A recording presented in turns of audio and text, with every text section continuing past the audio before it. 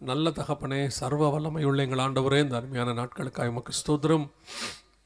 அப்பா, நாங்கள் ஒருமித்து இந்த நாமத்தை உயர்த்தும்படி இந்த நாட்களை நாங்கள் விசேஷித்து கொண்டோம். ஒவ்வொருத்தரையும் கொண்டு நீர் தேவனாய் கர்த்தர் கிரியை செய்து கொண்டிருக்கிறீர். உம்முடைய ராஜ்யத்தின் விரிவாக்கத்துக்கு என்று பயன்படுத்தி கொண்டிருக்கிறீர். விசேஷமாய் இம்மட்டும் துதிகளினாலும் ஸ்தோத்திரங்களினாலும் ஆராதனையினாலும் உம்மை மகிமைப்படுத்தின நம்முடைய தாசனுக்காக ஸ்தோத்திரம். தேவனாகிய கர்த்தர் அதில் மகிமைப்பட்டீர். இப்பொழுதும் நீர் எங்களோடு கூட பேசுகிறதான ஒரு நேரம் ஆண்டவரே, உடைய வார்த்தைகளுக்காக நாங்கள் காத்திருக்கிறோம். வந்திருக்கிற ஒவ்வொருத்தருடன் கர்த்தர் நீர் பேசுவீராக, இடைபடுவீராக, உடைய வார்த்தைகளை அனுப்புவீராக. திரும்பி போகும்பொழுது வசனத்துக்கு கீழ்ப்படிந்தவர்களாக உம்மை சந்திக்க ஆயத்தப்பட்டவர்களாய் திரும்பி போக கிருபை பாராட்டும். மகிமையுள்ள கரத்தில் எங்களை தாழ்த்துகிறோம் எங்கள் ஆண்டவர் இயேசு கிறிஸ்துவின் நாமத்தில் பிதாவே, அல்லேலூயா. மத்தேயு எழுதின சுவிசேஷம் 24ஆம் அதிகாரம் 3வது வசனத்தில், உம்முடைய வருகைக்கும் உலகத்தின் முடிவுக்கும் அடையாளம் என்ன, எங்களுக்கு சொல்ல வேண்டும் என்று சொல்லி கேட்டார்கள். நாம் அறிந்திருக்கிறபடி இந்த உலகத்தில் ஒரே ஒருத்தர் மட்டும்தான் திரும்பி வருவேன் என்று சொல்லிவிட்டு போயிருக்கிறார். இந்த உலகத்தில் வந்தவங்க அத்தனை பேரும் போய்விட்டார்கள். திரும்பி வருவேன் என்று ஒருவரும் சொன்னதில்லை. ஒரே ஒருத்தர் மட்டும்தான் சொன்னார், நான் திரும்பி வருவேன் என்று. அவர் நம்முடைய ஆண்டவராக இயேசு கிறிஸ்து ஒருவர் மட்டுமே. அல்லேலூயா. நம்முடைய விசுவாசம் அதன் அடிப்படையில் தான் இருக்கிறது. நாம் அறிந்திருக்கிறபடி நாம் ஏன் விசுவாசிகள் என்று அழைக்கப்படுகிறோம் என்றால், நாம் அத்தனையும் விசுவாசிக்கிறோம். நாம் பார்க்கிற கேட்கிற எல்லாமே விசுவாசத்தின் அடிப்படை. இயேசு கன்னியின் வயிற்றில் பிறந்தார் என்பதை நாம் விசுவாசிக்கிறோம். இயேசு கிறிஸ்துவின் ரத்தம் நம்முடைய பாவத்தை மன்னிக்கிறது என்பதை நாம் விசுவாசிக்கிறோம். இயேசு 3ஆம் நாள் உயிரோடு கூட எழுந்தார் என்பதை நாம் விசுவாசிக்கிறோம். இயேசு திரும்பி வருவார் என்பதை நாம் விசுவாசிக்கிறோம். அல்லேலூயா. விசுவாசின் அடிப்படையில் தான் நம்முடைய எல்லாமே அமைந்திருக்கிறது. அப்படி இருக்கும் பொழுது திருச்சபையும் அதன் அடிப்படையில் தான் இருக்கிறது. அதனால தான் நீங்கள் திருச்சபையினுடைய பிரதான உடன்படிக்கை, கம்யூனியன், திருவிருந்து என்று சொல்லுகிறோம். அதை எடுக்கும் பொழுது நாம் என்ன சொல்லுகிறோம்? நான் வருமளவும் என்னை நினைவு கூறும்படி இதை செய்யுங்கள் என்றார். அந்த உடன்படிக்கையானது இயேசு வருகிற வரைக்கும் தான் இருக்கும். அப்போ அந்த உடன்படிக்கையை நாம் எடுக்கும் பொழுது அதனுடைய ஒரு விசுவாசம் என்னவென்றால், அவர் வருகைக்கு நான் காத்திருக்கிறேன் என்று சொல்லி அர்த்தம். நம்முடைய வேதாகமத்தினுடைய முடிவும் எப்படி முடிகிறது என்று சொன்னால், ஆவியும் மனவாட்டியும் வா என்பார்களாக. அப்படி இருக்கும் பொழுது இந்த இயேசு கிறிஸ்துவினுடைய வருகை அதிக நிச்சயம். காரணம் ஒன்றே ஒன்றை நான் சொல்லுவேன், இயேசு சொன்ன வார்த்தைகளில் ஒன்று கூட தவறி போகவில்லை. இதுவரைக்கும் அவர் சொன்ன வார்த்தைகளில் ஒன்று கூட தவறி போகவில்லை. இன்னும் சொல்ல போனால் முழு வேதாகமத்தில் 66 புஸ்தகத்தில் இருக்கக்கூடிய ஒரு வசனத்தையாவது, வசனத்தின் உறுப்பையாவது தவறு என்று இதுவரைக்கும் நிரூபிக்கப்படவே இல்லை. உலகத்திலே ஒரே ஒரு புஸ்தகம்தான் அதிகமாக சோதனைக்கு உட்படுத்தப்பட்டிருக்கிறது. அந்த ஒரு புஸ்தகம் பரிசுத்த வேதாகமம். அந்த ஒரு புஸ்தகம்தான் இதுவரைக்கும் ஒரு முறை கூட தோல்வி அடையாத புஸ்தகம். பெரிய பெரிய விஞ்ஞானிகள், அறிஞர்கள், படித்தவர்கள் எத்தனையோ பேர் அதை சோதித்து பார்த்து விட்டார்கள். அது இல்லாமல் போகும் என்று சொன்னார்கள், காணாமல் போகும் என்று சொன்னார்கள். இந்த புஸ்தகம், வேத புஸ்தகம் இன்னும் 10 வருஷத்தில் இருக்காது என்று சொன்னார்கள். அப்படி சொன்னவர்கள் எல்லாம் காணாமல் போய்விட்டார்கள். இன்னும் கர்த்தருடைய வார்த்தை ஜீவன் உள்ளதாக இருக்கிறது. வானமும் பூமியும் ஒளிந்து போனாலும் கர்த்தருடைய வார்த்தை ஒரு நாளும் ஒளிந்து போகாது. அப்படிப்பட்ட அந்த ஜீவனுள்ள வார்த்தையை நாம் சுமக்கிறோம், கொடுத்திருக்கிறார் ஆண்டவர். அதை நாம் படிக்கிறோம். எத்தனை பேர் விசுவாசிக்கிறோம்? பொதுவாக எந்த ஒரு விஷயமே ரொம்ப லகுவாக கிடைச்சா அல்லது இலவசமாக கிடைச்சா அதுக்கு மரியாதை இருக்காது என்று சொல்வார்கள். காரணம், அதுக்கு ஒரு விலை இல்லாததுனால. இந்த பரிசுத்த வேதாகமம் விலையேற பெற்ற ஒரு பரிசுத்த வேதாகமம். இதற்காக நிறைய பேர் விலை கொடுத்துருக்குறாங்க. ஆனால் உங்களுக்கும் எனக்கும் இன்னைக்கு இது ரொம்ப சீப்பாக கிடைக்கிது. நாம் வாங்கக்கூடிய விலையில் கிடைக்கிது. ஏன் ஒரு சிலருக்கு இலவசமாய் கூட கிடைக்கிது. அப்படி கிடைப்பதனால இதனுடைய மகத்துவத்தை நாம் கொஞ்சம் கொஞ்சமாக குறைத்து கொண்டு வருகிறோம். அது குறையவில்லை, நாம் குறைத்துக் கொள்கிறோம். இதை பற்றி நாம் அதிகம் அக்கறை எடுத்துக்கொள்கிறதில்லை. அதுவும் குறிப்பாக இந்த ஒரு 20 வருஷமாக நான் ஆண்டவரை ஏற்றுக்கொண்டு 34 ஆண்டுகள் ஆகிறது. இந்த 34 ஆண்டில் இந்த கடைசி ஒரு 10-15 வருஷத்தை நான் பார்க்கிறேன். இந்த வசனத்துக்கான அந்த காரியங்கள் குறைந்து கொண்டே போகிறது. சபை வசனத்தின் அடிப்படையில் இருக்கிறதில்லை, அதன் மேல் அஸ்திவாரம் போடப்படுகிறதில்லை.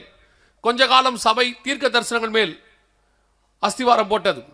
அதற்கு பிறகு கொஞ்ச காலம் ஆராதனைகள் மேலே அஸ்திவாரம் போட்டது, அற்புத அடையாளங்கள் மேலே போட்டது. இப்பொழுது சபை ஆசீர்வாதத்தின் மேலே அஸ்திவாரம் போட்டிருக்கிறது. எதின் மேல் அஸ்திவாரம் போட்டாலும் சபை நிற்காது. வசனத்தின் மேல் அஸ்திவாரம் போட்டால் மட்டுமே சபை நிற்கும்.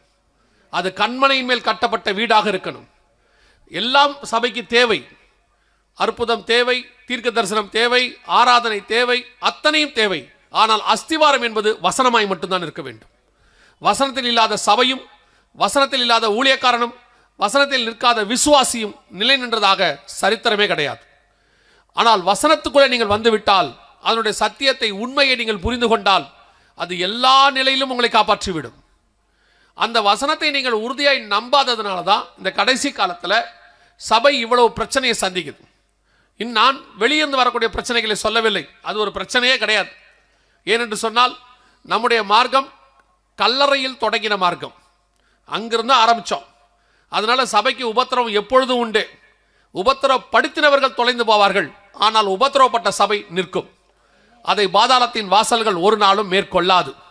ராஜாக்கள் வருவார்கள், ராஜகுமாரத்திகள் வருவார்கள், ராஜ்ய பாரங்கள் வரும், அது மாறிக்கொண்டே இருக்கும்.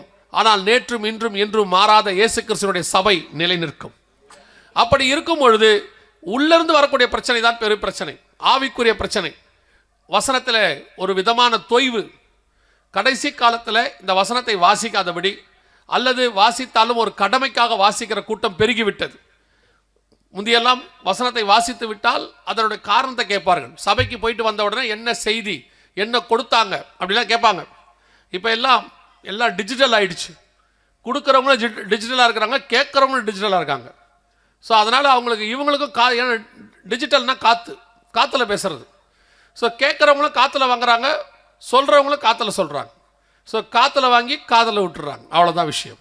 வசனம் நிலை நிற்கிறதில்லை. இப்போ இருதயத்துக்குள்ளே போய் அது அஸ்திவாரப்படுகிறதில்லை. அதனுடைய விளைவு என்ன? சபை வசனத்துக்குள் இல்லை. நான் எல்லாரையும் சொல்லவில்லை, பெரும்பான்மையான சபைகள். அப்படி இருக்கும் பொழுது அந்த வசனத்தில் விசுவாசம் இருந்தால்தான் வருகைக்கு காத்திருக்க முடியும். அப்போ தான் நமக்கு அந்த விசுவாசமே வரும். கேள்வினாலே விசுவாசம் வரும். அப்போது இந்த வருகைக்கான காரியங்களை நாம் கண்டிப்பாக ஒரு காலகட்டத்தில் ஒரு தொய்வு வரும், அல்லது நாம் கொஞ்சம் பலவீனப்படுவோம் என்று அறிந்ததால்தான் இயேசு கிறிஸ்து சீஷர்களை இந்த கேள்வியை கேட்க வைக்கிறார். உம்முடைய வருகைக்கும் உலகத்தின் முடிவுக்கும் அடையாளம் என்னன்னு கேட்க வைக்கிறார். அதனால் அந்த அடையாளங்களையும் சொல்லுகிறார். இந்த அடையாளங்கள்லாம் எப்போ சொல்லப்படும் நல்லா கவனிச்சிங்கன்னா, மல்கியாலேருந்து மத்தியாயி வரைக்கும் ஏறக்குறைய ஒரு 430 வருஷம் சொல்லுவாங்க. கரெக்டாக 400 வருஷம் சொல்லுவாங்க. இந்த இடைப்பட்ட காலத்துக்கு பேர் இருண்ட காலம்னு சொல்லுவாங்க. இருண்ட காலத்தில் இருக்கும் பொழுது வான சாஸ்திரிகளுக்கு ஒரு அடையாளம் தோன்றியது. வானத்திலே அவர்களோட நட்சத்திரத்தை கண்டு யூதருக்கு ராஜாவாய் பிறந்திருக்கிறவர் எங்கேன்னு வந்தாங்க. அப்போ இந்த அடையாளம் எப்போ தேவைப்படும்னா, வசனம் இல்லாமல் ஒரு இருண்ட காலம் இருக்கும் போது ஜனங்கள் அப்படியே ஒரு இருளுக்குள்ளே இருக்கும் பொழுது அவர்களுக்கு எந்த விதத்தில் ஆண்டவர் பேசுவார்னா, அதில் ஒரு விதம் அடையாளங்களை கொண்டு பேசுவது. அதே மாதிரி தான் இந்த கடைசியாக சில வருஷங்களாக சபை ஒரு இருண்ட காலத்துக்குள் போய் கொண்டிருக்கிறது. வசனம் ரொம்ப குறைவாக இருக்கிற காலத்துக்கு போகிறதுனால இப்போ ஆண்டவர் என்ன பண்ணுறாரு, தம்முடைய அற்புதங்களினாலும் அடையாளங்களினாலும் வேத வாக்கியத்தை உறுதிப்படுத்தினார்னு இருக்கு மார்க்கில். அதன் அடிப்படையில் இப்பொழுது அடையாளங்களை ஆண்டவர் வைத்திருக்கிறார். இந்த அடையாளங்களை எல்லாம் பார்க்கும் பொழுது ஒரு கூட்டம் அவருடைய வருகைக்கு ஆயத்தப்படும். இந்த அடையாளங்கள் என்ன சொல்லுகிறது என்றால், வசனம் என்ன எழுதி கொடுத்தாரோ அது உண்மை, அது தீர்க்க தரிசனம். 2000 வருஷத்துக்கு முன்னாடி சொன்னதெல்லாம் இப்போ கண்ணுக்கு முன்னாடி நடக்கிறத நீங்கள் பார்க்கும் பொழுது, ஆமாம் இந்த வசனம் எல்லாம் உண்மைதான், கர்த்தர் சொன்னபடியே துல்லியமாய் நடக்குது அப்படின்னு நாம் அந்த வருகைக்கு ஆயத்தப்படுவதற்கு தான் இந்த அடையாளங்கள் கொடுக்கப்படுது. அதனால தான் சீஷர்கள் அடையாளங்களை கேட்கிறார்கள். இயேசுவும் கொடுக்க மாட்டேன்னு சொல்லலை, அவர் அடையாளங்களை சொல்லுகிறார். அந்த அடையாளங்கள் பல விதமாக இருக்கிறது. சிலது வெளியரங்கமாக இருக்கிறது. இப்போ கொள்ளை நோய்கள், பஞ்சங்கள், பூமி எதிர்ச்சிகள் இதெல்லாம் வெளியரங்கமாக இருக்கிறது. சிலது தியானிக்க வேண்டியதாக இருக்கிறது. அத்திமரத்தினால் ஒரு ஓமையை கற்றுக்கொள்ளுங்கள், அதை 24 தான் சொல்றேன், 32, 33 இருக்கிறது. அத்திமரத்தினால் ஒரு ஓமையை கற்றுக்கொள்ளுங்கள், அதில் இளங்கிளை தோன்றி துளிர் விடும் பொழுது வசந்த காலம் சமீபமாயிற்று என்று அறிவீர்கள். அப்படியே இவைகளையெல்லாம் நீங்கள் காணும் போது அவர் வாசலருகே வந்திருக்கிறார் என்று அறிவீர்கள். இந்த வசனம் என்ன சொல்லுதுன்னா, வெளிப்படையா அடையாளத்தை சொல்லலை. முதல்ல 4வது வசனத்திலிருந்து 8வது வசனம் வரைக்கும் 24 வாசிச்சிங்கன்னா வெளிப்படையா அடையாளங்களை சொல்லுது. யுத்தங்களின் செய்திகளையும் கேள்விப்படுவீர்கள், ஜனத்துக்கு விரோதமாய் ஜனம், ராஜ்யத்துக்கு விரோதமாய் ராஜ்யம், இதெல்லாம் அப்படியே இருக்கு. அதே நேரத்தில் போக போக பின்னாடி வர வர வர பாழாக்கும் அருவருப்பை குறித்து தானியேல் தீர்க்கதரிசி சொல்லி இருக்கிறானே, வாசிக்கிறவன் சிந்திக்க கடவன், இதெல்லாம் தியானிக்கணும். இது வெளியரங்கமா இல்லை. இன்னும் கொஞ்சம் போக போக ஓமையா பேசுறாரு 32, 33. அப்ப அந்த ஓமை என்பது பரலோகராஜ்யத்தின் ரகசியம் என்று மத்தேயு 13:10-11 வசனம் சொல்லுகிறது. அப்படி அந்த ஓமைக்கு பின்னாடி இருக்கிற ரகசியத்தை நாம் பார்க்கும் பொழுது, அதனுடைய காரியங்களை புரிந்து கொள்ளும் பொழுது இன்னும் நாம் வருகைக்கு ஆயத்தப்படுவோம். ஏன்னா இதெல்லாமே அதுக்கு சொன்ன பதில். அந்த மத்தேயு 24:3 சீஷர்கள் கேட்ட கேள்விக்கான பதில் தான் அங்கே இருக்கிறது. ஒவ்வொன்றுமே இயேசு சொல்ற பதில் தான்.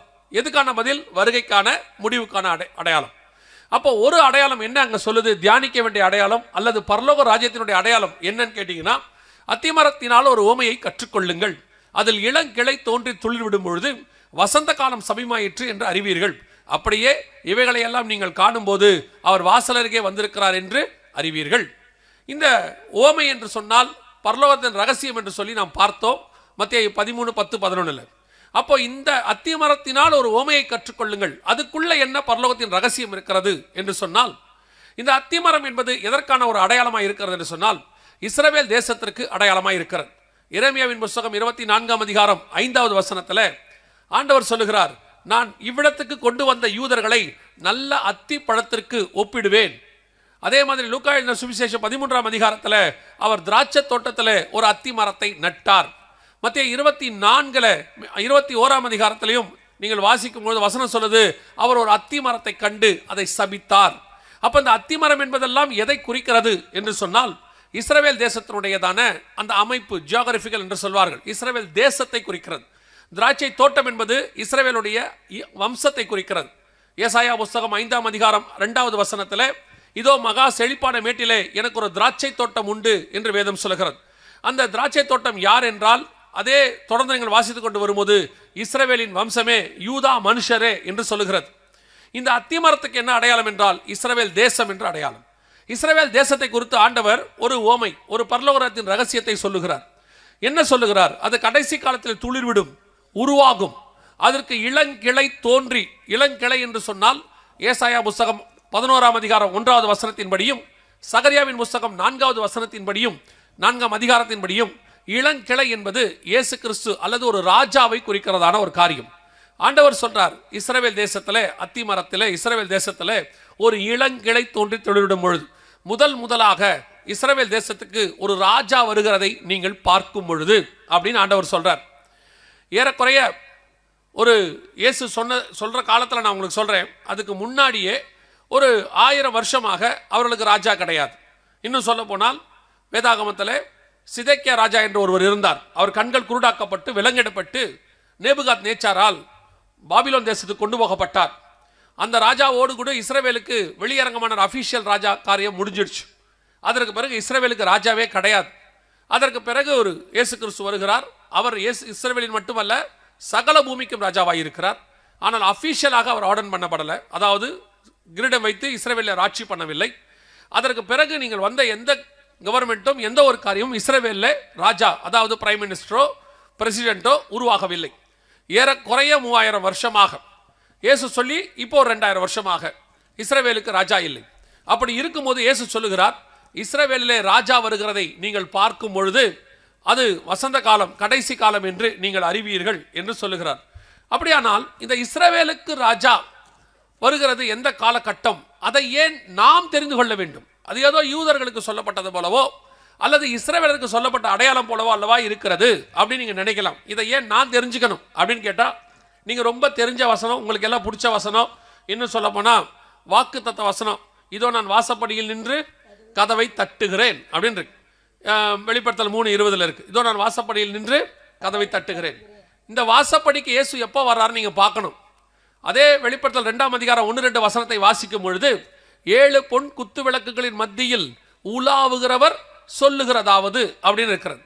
இந்த 7 பொன் குத்து விளக்குகள் என்றால் என்னவென்று பார்க்கும் பொழுது வெளிப்படுத்தல் 1 கடைசி 2 வசனத்தில் அந்த 7 பொன் குத்து விளக்குகளும் 7 சபைகளாம் அப்படின்னு இருக்கு. சபைகளுக்கு நடுவிலே உலாவிக் கொண்டிருந்த இயேசு ஒரு நாள் சபையின் வாசப்படியில் நின்று கதவை தட்டுகிறார். எங்கன்னு பார்த்தீங்கன்னா கடைசி சபையின் காலத்தில், லவோதிக்கேயா சபையின் காலத்தில் வாசப்படியில் நின்று கதவை தட்டுகிறார். எப்போ இந்த லவோதிக்கேயா சபை காலம் வரும், எப்போ அவர் வாசப்படியில் வந்து கதவை தட்டுற காலம் அப்படின்னு நீங்க தெரிஞ்சுக்கணும். அப்படின்னா அதுக்கான அடையாளம் தான் மத்தேயு 24 நீங்க வாசிச்சது. இவையெல்லாம் சம்பவிக்கும் போது அவர் வாசல் அருகே வந்திருக்கிறார் என்று அறிவீர்கள்.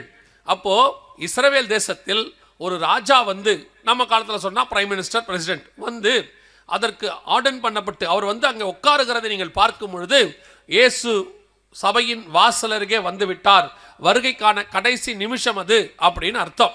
இந்த தீர்க்க தரிசனம் தான் நமக்கு தேவை. இஸ்ரவேலுக்கு ராஜா வந்தாலும் ராஜா வராவிட்டாலும் நமக்கு அவசியம் இல்லை. நாம் ராஜாக்களும் ஆசாரியருமாய் அழைக்கப்பட்டவர்கள் என்று வெளிப்படுத்தின விசேஷம் 1ஆம் அதிகாரம் 6வது வசனத்தில் வாசிக்கிறோம். அப்படி இருக்கும் பொழுது நாம் இதை குறித்து கவலைப்பட வேண்டியதில்லை. ஆனால் இதை நாம் ஏன் பார்க்கிறோம், இஸ்ரவேலை வைத்து நாம் ஏன் பார்க்கிறோம் என்றால், அங்கே அந்த காரியம் நடக்கும்போது இங்கே இது நடக்கும் என்று ஆண்டவர் சொல்லுகிறார். அவர்களுக்கு ஒரு ராஜா வருகிற காலத்தில் நான் வாசல்கிட்ட வந்து சபையை அழைத்து கொண்டு போவேன் என்று அர்த்தம். வாசப்படிக்கு வந்து கதவை தட்டுறது சபையை கூட்டிட்டு போறதுக்கு அர்த்தமா அப்படின்னு கேட்டீங்கன்னா, உன்னத பாட்டின் புஸ்தகம் 5ஆம் அதிகாரத்தில் வேதம் சொல்லுகிறது, நேசர் வாசப்படியில் நின்று கதவை தட்டுகிறார், மணவாட்டியை அழைத்து கொண்டு போக வந்த காலம் என்று சொல்லி நாம் பார்க்கிறோம். அப்படியே இயேசு கிறிஸ்து வருகிற காலம், இஸ்ரவேலில் ராஜா வருகிற காலம், அவர் வாசப்படியில் நின்று மணவாட்டியை கொண்டு போகிற காலம் எல்லாம் ஒரே காலம் என்று பார்க்கிறோம். சரி, இந்த காலகட்டம் எப்பொழுது வந்தது, இந்த தீர்க்க தரிசனம் நிறைவேறியதா அப்படின்னு சொல்லி பார்த்தீங்கன்னு சொன்னா, 1948 மே மாதம் 14ஆம் தேதி மத்திய 24, 32, 33 துல்லியமாய் நிறைவேறியது. இது அப்பொழுது நடந்ததான காரியம். The state of Israel is born, அதாவது 1948 வந்த பேப்பர் இது. மே மாதம் 14ஆம் தேதி இந்த சம்பவம் நடந்தது. இதில் பெரிய ஆச்சரியம் என்ன தெரியுமா, இது ஒரு தீர்க்க தரிசனம் அப்படிங்கிற அளவையெல்லாம் தாண்டி நீங்கள் கற்பனையே பண்ண முடியாத அற்புதம் இது. என்னன்னா, ஒரு 1850 வருஷமாக ஒரு தேசம் இல்லை, அப்படி ஒரு தேசமே பூமியில் இல்லை, ஒரு பெயரே இல்லை. 1850 வருஷமா அப்படி ஒரு தேசம் மீண்டும் அதே ஸ்தானத்தில் வந்து நிற்கிறது. அந்த இடத்துல வந்து அப்படியே நிற்குது. இதை செய்ய ஒரே ஒருத்தரால் மட்டும்தான் முடியும், அது சர்வ வல்லமையுள்ள தேவனால் மட்டும்தான் முடியும். அவர் சொல்ல ஆகும், அவர் கட்டளையிட நிற்கும், அவர் உருவாக்குவார், அவர் இடித்தும் போடுவார். ஆண்டவர் சொன்னபடி அவர்கள் தவறு செய்தார்கள், சிதறி போக பண்ணினார். 1850 வருஷம் கழிச்சு கடைசி காலத்தில் திருப்பி கொண்டு வருவேன் என்றார். இந்த வசனம் இருக்குதா அப்படின்னு கேட்டீங்கன்னா, ஓசியாவின் புஸ்தகம் 3ஆம் அதிகாரம் 5வது வசனத்தை வாசித்து பாருங்கள். கடைசி நாட்களில் இஸ்ரவேல் புத்திரர் திரும்பி தங்கள் தேவனாகிய கர்த்தரையும் தங்கள் ராஜாவாகிய தாவீதையும் தேடி அஞ்சிக்கையாய் திரும்பி வருவார்கள். அதுல ரொம்ப அற்புதமான ஒரு விஷயம் என்னன்னா, தங்கள் தேவனாகிய கர்த்தரையும் தங்கள் ராஜாவாகிய தாவீதையும் தேடின்னு இருக்கும். இதுல பெரிய ஆச்சரியம் என்னன்னு கேட்டீங்கன்னா, இஸ்ரவேல் தேசத்துக்கு முதலாக 1948 மே மாதம் 14ஆம் தேதி பிரதமராக வந்தவருடைய பெயர் என்ன அப்படின்னு சொல்லி பார்த்தீங்கன்னா, டேவிட் பென் கூரியன் என்பதாகும். இவர்தான் இஸ்ரவேல் தேசத்துக்கு முதல் ராஜாவாக வந்தவர். வேதம் சொன்னபடி துல்லியமாக அப்படியே இவர் பெயர் டேவிட் பென் கூரியன். ஆனால் அங்கே சொல்லப்பட்டிருக்கிறது இயேசு கிறிஸ்துவை குறித்த தீர்க்க தரிசனம். ஆனால் அற்புதமாய் அதே காரியம் என்ன கோஇன்சிடென்ஸ் என்று கேட்டீங்கன்னா, 48 வந்த முதல் ராஜாவுடைய பெயர் டேவிட், தாவீது என்பதாகும். 1850 வருஷம் கழித்து கர்த்தர் சொன்னபடியே துல்லியமான தீர்க்க தரிசனம். நான் எப்பொழுதும் சொல்லுவேன், உங்களுக்கு கடைசி காலம் அதெல்லாம் இல்லை, அப்படிலாம் பயமுறுத்துறாங்க, நீங்க பயப்பட வேண்டாம் அப்படின்னு சொல்லுவாங்க. நானும் சொல்றேன், பயப்பட வேண்டாம். கடைசி காலம்னு சொன்னா ஏன் பயப்படணும்? நீங்க யோசிச்சு பாருங்க, கடைசி எக்ஸாம்னு சொன்னா பையன் பயப்படுவானா? இன்னையோட எக்ஸாம் முடியுது அப்படின்னா பையன் பயப்படுவானா சந்தோஷப்படுவானா? ரொம்ப சந்தோஷப்படுவான் இல்லையா? இன்னையோட எல்லா பிரச்சனையும் முடியுது, நாளைக்கு நமக்கு வர வேண்டிய காசு வருது, பயப்படுவீங்களா சந்தோஷப்படுவீங்களா? சந்தோஷம் தானே படுவீங்க. இது வரைக்கும் வராத வண்டி நம்ம கண்ணுக்கு முன்னாடி வருது, நாளைக்கு கிளம்பி ஊருக்கு போறோம், பயப்படுவீங்களா சந்தோஷப்படுவீங்களா? 2000 வருஷமா பார்க்காத நான் ஆசைப்பட்டு இருந்த எங்க அப்பா என்னை கூட்டிட்டு போக வரப்போறாரு, ஏன் எனக்கு பயம்? சந்தோஷம் தானே வரணும். அதை பத்தி ஏன் பயம் வருது? யார் பயப்படுவா தெரியுமா? எக்ஸாம் வருதுன்னா எவன் பயப்படுவான்? படிக்காதவன் தான் பயப்படுவான். அவனுக்கு போவோமாங்கிற ஒரு பயம் இருக்கு. இயேசு வரும்போது என்ன நடக்குமோ, ஏன்னா அவன் என்ன சேட்டப் பண்ணான்னு அவனுக்கே தெரியும். அதனால அவனுக்கு கொஞ்சம் கஷ்டம். இயேசு வந்தா போவோமான்ற சந்தேகப்படுவன் தான் பயப்படுவான். அக்கறமுள்ள அந்த ஊழியக்காரன் எஜமானை குறித்து என்ன செஞ்சானா, பயந்தான் இருக்கு, அவன் தான் பயப்படுவான். ஆனா தகப்பனை கண்டு பிள்ளைகள் ஒரு நாளும் பயப்படாது. ஊர்ல இருந்து அப்பா வர்றாருன்னா பிள்ளைகளுக்கு சந்தோஷம் தானே, சந்திக்க தானே ஆயத்தப்படணும். எவன் பயப்படுறானோ அவனுக்குள்ள ஏதோ பிரச்சனை இருக்குன்னு அர்த்தம். நீங்களும் பயப்படாதிருங்கள். வரப்போகிறது சர்வ வல்லமை உள்ள தேவனா இருந்தாலும் உங்களையும் என்னையும் நேசித்து ஜீவனை கொடுத்த தகப்பன் ஒருத்தர் வருகிறார். ஆகவே பயப்பட வேண்டிய அவசியம் இல்லை. இந்த அடையாளங்கள்லாம் பார்க்கும்போது சந்தோஷமா தான் இருக்கும். சாரணரஜமா அழகா பாடுவாங்க, எப்போ வருவீர் இயேசுவே, ஏங்கி உள்ளம் உம்மை தேடுதேம்பாங்க. ஏன்னா அந்த அம்மா ரெடியா இருந்தாங்க, அதனால சொன்னாங்க. இந்த பயம் ரெடியா இல்லை, அதனால சொல்லலை. இன்னைக்கு நிறைய பேர் சொல்கிறோம், ஏன் வருகை வருதுன்னு ஏன் பயமுறுத்துறீங்க? நீ ஏன் பயப்படுற? வருகைன்னா ஏன் பயப்படுற? இயேசுநாதர் தானே வராரு, உன்னை கண்டு அவர் தான் பயப்படணும். அவரே தைரியமாக வராரு. உனக்கு எதுக்கு பயம்? எல்லாத்தையும் விட்டுட்டு போகிறதுக்கு பயம், ஏற்கனவே இருக்க பிரச்சனையில் பயம், ஏற்கனவே நிறைய காரியம் செஞ்சு வச்சுருக்காங்க தலைக்கு மேலே, அதெல்லாம் கண்டு பயம். அதனால் விசுவாசிகள் பயப்படாதிருங்கள், நம்முடைய அப்பா வரார். அப்போ 2000 வருஷத்துக்கு முன்னாடி சொன்ன தீர்க்க தரிசனம் யாராவது இது கடைசி காலம்லாம் இல்லைன்னு சொன்னாங்கன்னா நீங்கள் நம்பவே நம்பாதீங்க. அதுக்கு ஒரே ஒரு அடையாளம், மண்ணோட மண்ணா போய் எசேக்கியேல் புஸ்தகம் 37ஆம் அதிகாரம் நீங்கள் 1, 2, 3 வசனங்களை வாசித்து பாருங்கள். உலர்ந்த எலும்புகள் உயிரடையுமான்னு ஆண்டவர் கேட்கிறார். எல்லாருக்கும் தெரிஞ்ச ஒரு வேத பகுதி தான் இது. யாரை பற்றின தீர்க்க தரிசனம் கேட்டிங்கன்னா, கிட்டத்தட்ட இஸ்ரவேல் ஜனங்கள் அடையாளங்களை தொலைத்து தங்கள் யார் என்பதை மறைந்து எல்லாத்தையும் இழந்து உலர்ந்த எலும்புகள். நீங்கள் பார்த்துருப்பீங்க, ஒரு மனுஷனை இப்படி எங்களெல்லாம் உட்கார வச்சுருக்காங்க, இப்படி உட்கார வச்சிருக்கோம், நாங்கள் யாருங்கிறத நீங்கள் கண்டுபிடிச்சிருவீங்க. ஏன்னா எங்கள் முகத்துக்கு மேலே இருக்கிற சதையும் இந்த சாயலும் தான் காரணம். எல்லாரும் ஒரு நாள் மறித்து புதைச்சாச்சுன்னா 100 வருஷம் கழிச்சு தோண்டி எடுத்தா இதில் எது எம்டி ஜெகன் எலும்புன்னு உங்களால் கண்டுபிடிக்க முடியாது. அதே மாதிரி தான் இஸ்ரவேல் ஜனங்கள் உலர்ந்த எலும்புகள் ஆயிட்டாங்க. அதோட அர்த்தம் என்னன்னா, அடையாளங்கள் தொலைஞ்சு போச்சு. அவங்க ஒரு நாட்டுக்குள்ளேயும் போய் காணாமல் போயிட்டாங்க. ரஷ்யாவுக்கு போனவன் ரஷ்யன் ஆயிட்டான், ஜெர்மனிக்கு போனவன் ஜெர்மன்காரன் ஆயிட்டான். 1850 வருஷம் மொழி போச்சு, இனம் போச்சு, எல்லாம் போச்சு. ஆண்டவர் சொல்றாரு, அப்படி உலர்ந்த எலும்புகள் ஆயிட்டாங்க, இவங்க திரும்பி உருவாகி நிற்பாங்களா? அதே அதிகாரம் 37 எசேக்கியேல் 10:11 சொல்றாரு, அவர்கள் உயிர்த்து ஒரு சேனையாய் நின்றார்கள். அப்படி உருவாகுவாங்களா அப்படின்னு கேட்டா எசேக்கியேல்ட்ட சொல்ற ஆண்டவர், நீ தீர்க்க தரிசனம் உரை, அவர்கள் உருவாகுவார்கள். ஆண்டவர் சொன்னபடி 1850 வருஷம் கழித்து ஒரு இனம் உருவாகி நிக்குது, ஒரு தேசம் உருவாகி நிக்குது. உங்களுக்கு என்னைக்கெல்லாம் சந்தேகம் வருதோ, கடைசி காலம் யாராவது இல்லைன்னா சொன்னா, உன் கண்ணுக்கு முன்னாடி இஸ்ரவேல்னு ஒரு தேசம் இருக்கு, யூதன்னு ஒரு இனம் இருக்கு.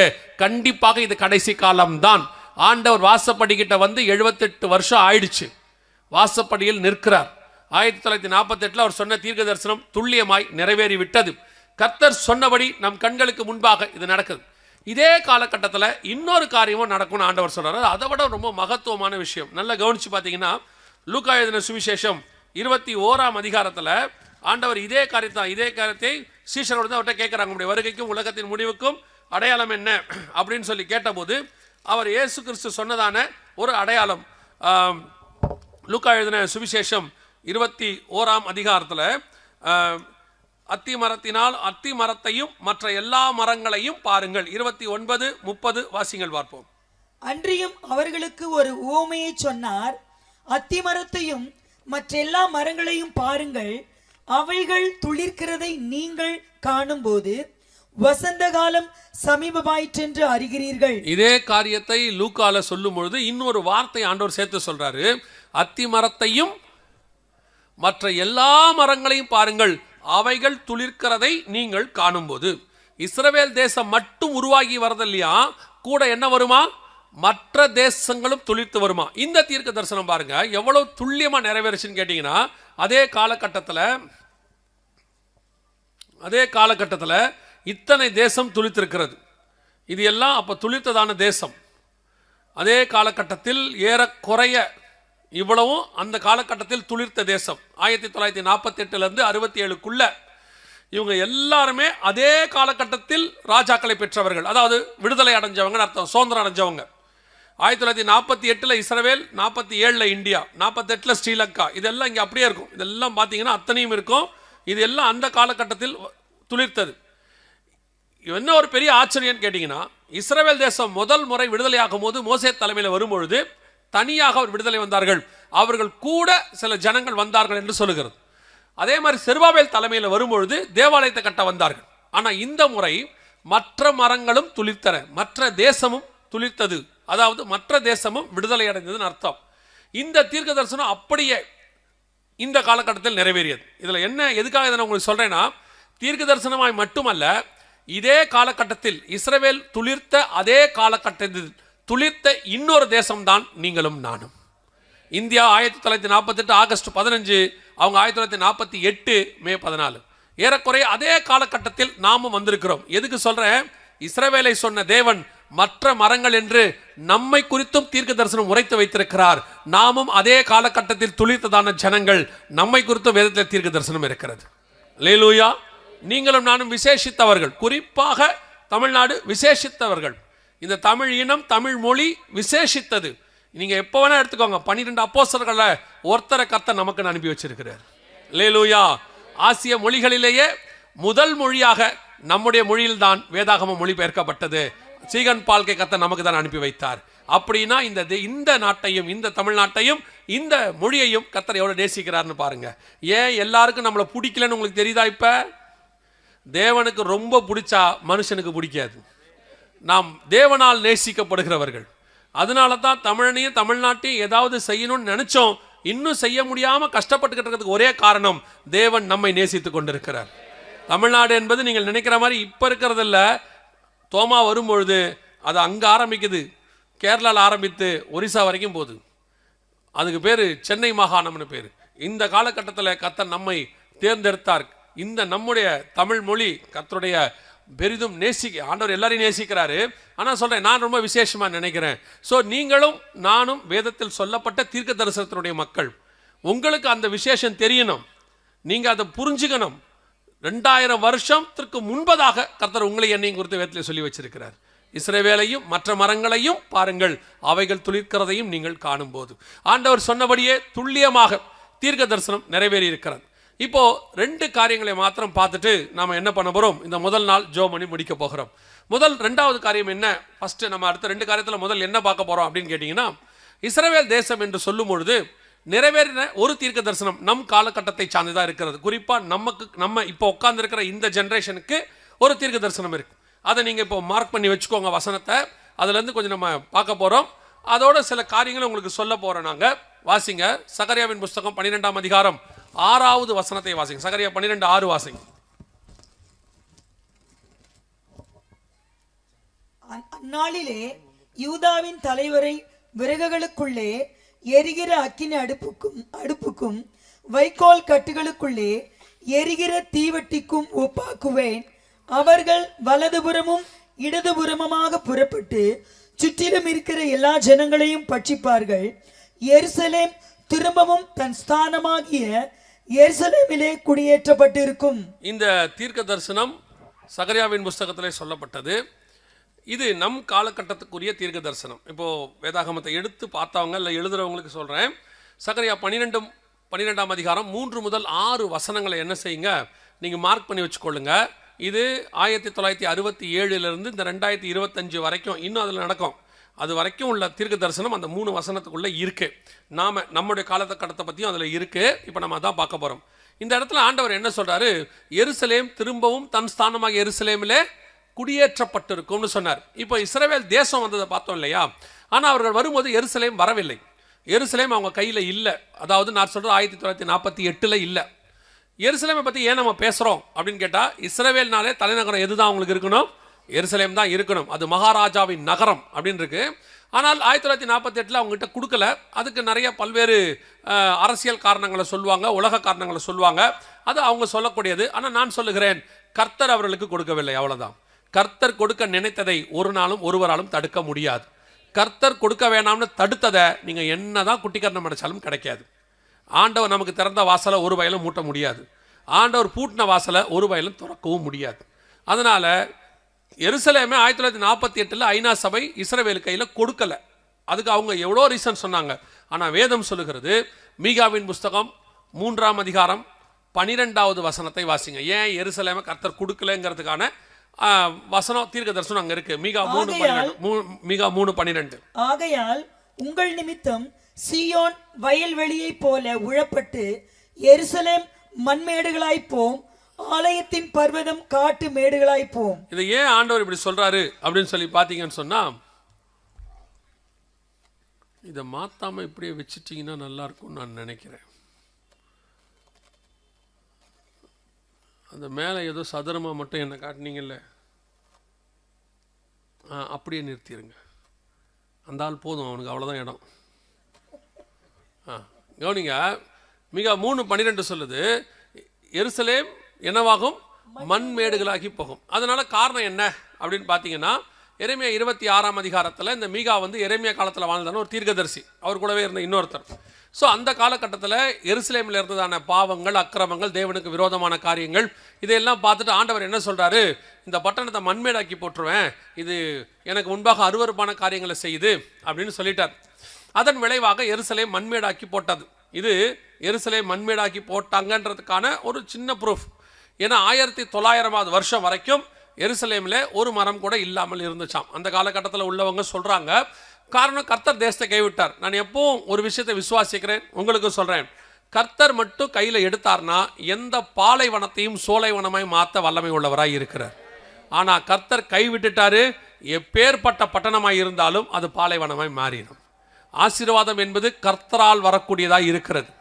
நாம கர்த்தருக்கு முன்பாக உண்மையும் உத்தமமாய் இருந்தால் எவரையும் கர்த்தர் ஆசீர்வதிக்க வல்லமை உள்ளவராய் இருக்கிறார். அல்லேலூயா. நம்முடைய ஆண்டவர் நினைச்சார்னா ஆடு மேய்க்கிறவனை ராஜாவாய் உட்கார வைக்க கர்த்தரால் முடியும்.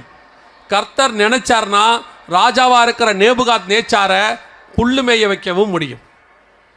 ஆசீர்வாதம் என்பது ஆண்டவருடைய கரத்தில் இருக்கு.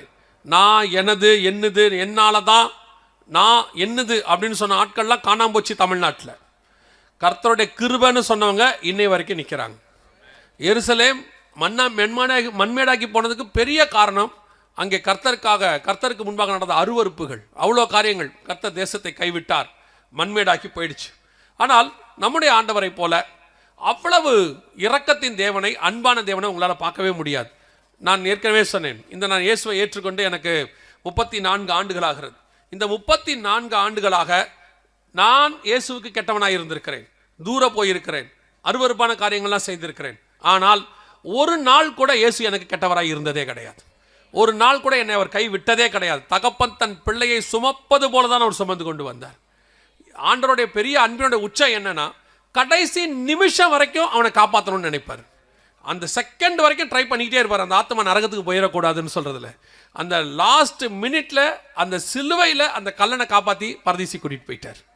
இதெல்லாம் வந்து கர்த்தருடைய அன்பினுடைய உச்சம். அதெல்லாம் அப்படிப்பட்டதான ஒரு தேவன், எருசலேமை கைவிட்டேன், அதை நான் மண்மேடாக்கி போட்டேன் எவ்வளவு சொன்னாலும் அதே தேவன் தான் சகரியா 12:6 சொன்னாரு, எருசலேம் திரும்பவும் தன் ஸ்தானமாகிய எருசலேமிலே குடியேற்றப்பட்டிருக்கும் அப்படின்னார். இந்த தீர்க்க தரிசனம் பார்ட்பட்டா நிறைவேறிச்சு. எருசலேம் திரும்பவும் வந்துச்சு. எப்பன்னு கேட்டீங்கன்னா 1967 ஜூன் மாதம் 5ஆம் தேதி நடைபெற்றதான ஒரு யுத்தம். இதுக்கு பேர் 6 நாள் யுத்தம்னு பேரு, ஓய்வு நாள் யுத்தம்னு சொல்லுவாங்க, இல்லை யாம் கியூப்பர் வார் அப்படின்லாம் சொல்லுவாங்க. இந்த ராணுவ வீரர்கள் தான் அதை பிடிச்சவங்க, மிச்ச மீதி இருக்கிறாங்க. இவங்கெல்லாம் சேர்ந்து அன்றைக்கி சண்டை போட்டு இதை பிடிச்சாங்க. இப்போ நீங்கள் பார்க்க போகிறதான அந்த யுத்தம் வருது 1967 ஜூன் மாதம் நடந்துச்சு. இதுதான் அஃபிஷியலாக 2000 வருஷம் கழிச்சு யூதர்கள் எருசலேமுக்குள்ள நுழையிறாங்க, அஃபிஷியலாக நுழையிறாங்க, இப்போ தான் நுழையிறாங்க. ஆண்டவர் சொன்னபடி சகரியா 12:6 தீர்க்க தரிசனம் துல்லியமாய் நிறைவேறிச்சு. எருசலேம் மண்மேடாகியும் போச்சு, திருப்பி அவங்க கைக்கும் வந்துச்சு. ஆண்டவர் சொன்னபடி திரும்ப கொண்டு வருவேன் அப்படின்னாரு. சொன்னபடி வந்தாச்சு. இப்போ அந்த வசனத்தில் சொன்ன குடியேற்றப்படும் அப்படிங்கிற தீர்க்க தரிசனம் நடந்துருச்சு. இது பகலில் உள்ளது, இது இரவில் உள்ளது. யோசிச்சு பாருங்களேன், நல்லா இருக்கிற ஒரு பட்டணத்தை தப்பு செஞ்சு அருவருப்பு செஞ்சாங்கன்னு அதை அப்படியே மனுஷன் குடியேற முடியாத மண்மேடாக்கி போட்டுட்டார். இஸ் அ டேவிட் சிட்டின்னு ஒரு புஸ்தகம் இருக்கு. அதை எழுதினவர் சொல்றாரு, போய் பார்த்துட்டு அவர் வந்து சொல்றாரு, எருசலேமுக்குள் ஒரு மரம் கூட இல்லையா, ஒரே ஒரு மரம் கூட. அவர் சொல்றாரு, வசனத்தில் சொன்னபடியே எருசலேம் மொட்டை அடிக்கப்படும் அப்படிங்கிற தீர்க்க தரிசனம் நிறைவேறி இருக்குங்க. ஒரு மரம் கூட இல்லை, முழுக்க பாலைவனமா இருந்துச்சு அப்படின்னு சொல்றார். இதையும் கர்த்தர் அனுமதி கொடுத்தார்.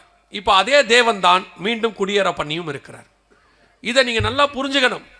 நம்முடைய தேவனுடைய வல்லமை என்னங்கிறது உங்களுக்கு தெரியணும். இன்னைக்கு ஒண்ணுமில்லாத ஒரு பட்டணத்தை மீண்டும் குடியேற பண்ணியாச்சு. சகரியா 12:6 நம் கண்களுக்கு முன்பாக ஒரு பகுதி நிறைவேறிடுச்சு. ஆனால் அதில் ஆண்டவர் இன்னொரு காரியத்தையும் சொல்றார். எருசலேம் திரும்பவும் தன் ஸ்தானமாகிய எருசலேம்ல குடியேற்றப்படும். அதே ஸ்தானம். என்ன ஸ்தானம்? இப்போ நம்மெல்லாம் வீட்டில் கணவன் மனைவி அப்பா அம்மா பிள்ளைகள் எல்லாம் வேற சொல்லுவோம், தாத்தா பாட்டி நிறைய இருக்கு. ஆனால் அத்தனை பேருக்கும் வேலைக்கு போகும்போது அங்கே ஒரு ஸ்தானம் இருக்கும். அது மேனேஜரா இருக்கலாம், அல்லது வந்து ஸ்டாஃபா இருக்கலாம், என்ன வேணா இருக்கலாம், ஒரு ஸ்தானம் இருக்கும். அதே மாதிரி எருசலேம் எப்படி இருந்தாலும் அதுக்கு ஒரு ஸ்தானம் இருக்கு. அதுதான் இஸ்ரவேலின் தலைநகரம், அதான் அதோடைய ஸ்தானம். ஆனால் அது 1967 ஆகலை, வந்துடுச்சு ஆகலை. இதுக்கும் அதே மாதிரி தான் நிறைய காரணங்கள். சுற்றி இருக்கிற நாடுகள் ஆக உடலை, அவங்கள அப்படி பண்ணாங்க இப்படி பண்ணாங்க. இப்போவும் நான் சொல்கிறேன், ஆண்டவர் அதை திருப்பி தலைநகராக மாற்றுவேன் என்று சொன்னார். அவர் சொன்னபடியே தலைநகராக மாற்றினார். அது வேற யாரும் ஒன்றுமே செய்ய முடியாது. அவர் சொன்னபோது அது ஆகும்.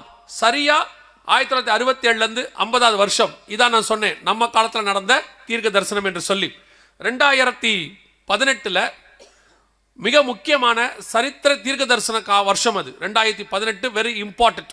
கர்த்தர் சொன்னபடி மிக துல்லியமாய் ஒரு தீர்க்க தரிசனம் நிறைவேறிச்சு. அமெரிக்க அதிபராக முதல் முறை ட்ரம்ப் வந்தார். வந்தபோது அவர் என்ன பண்ணாரு அப்படின்னு கேட்டிங்கன்னா, ஒரு வாக்குறுதி கொடுத்தார் யூதர்களுக்கு. அவங்க நாட்டில் இருக்கிற யூதர்கள், அவங்க நாட்டில் நிறைய யூதர்கள் இருக்கிறாங்க, அவங்ககிட்ட ஓட்டு வாங்கும்போது அவர் வாக்குறுதி கொடுத்தார்.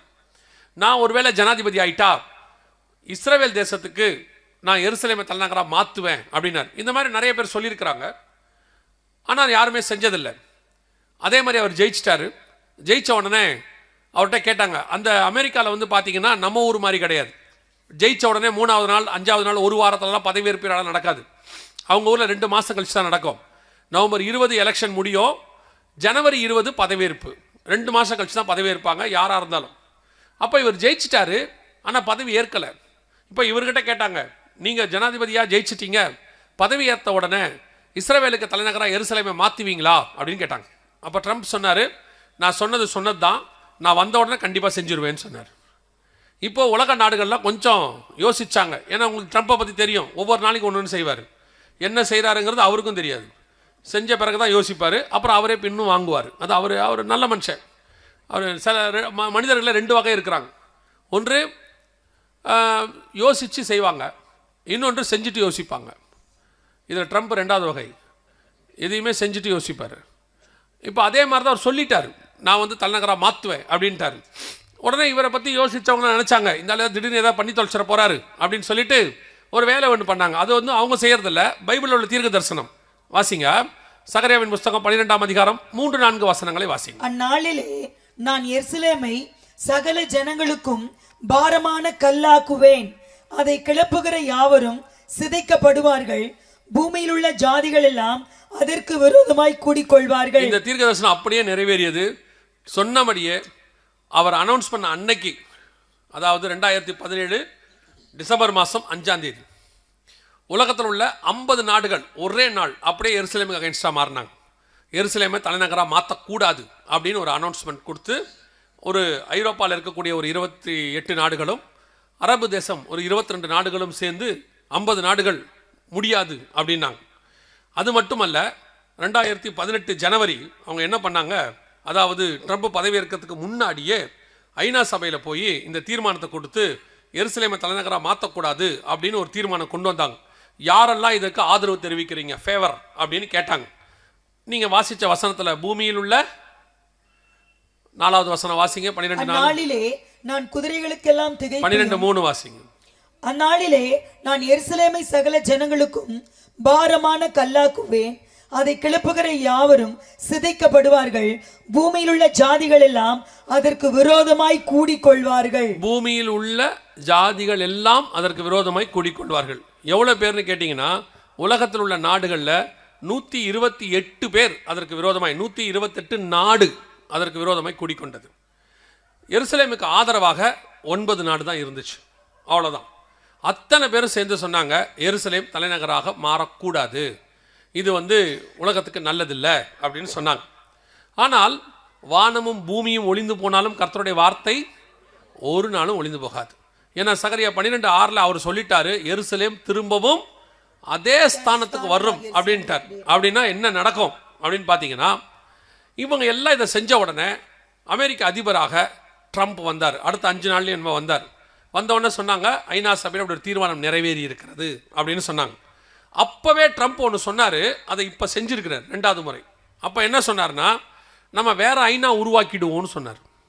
இவங்கெல்லாம் சேர்ந்து இப்படி பண்ணியிருக்கிறாங்க, அதனால் ஐநாவே வேண்டாம், வேற ஒன்று உருவாக்கிடுவோம் அப்படின்னாங்க. அப்புறம் கூட இருக்கிறவங்க சொன்னாங்க, அப்படிலாம் சொல்லாதீங்க அப்படின்னு சொல்லி.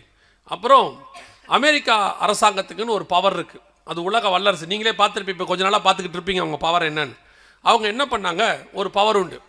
ஐநா சபையில் எந்த தீர்மானம் வந்தாலும் அந்த தீர்மானத்தை ஒரு நாடாக தடுக்க அமெரிக்காவுக்கு மட்டும் அந்த வல்லமை உண்டு. அதுக்கு பேர் வீட்டோ பவர்னு சொல்லுவாங்க.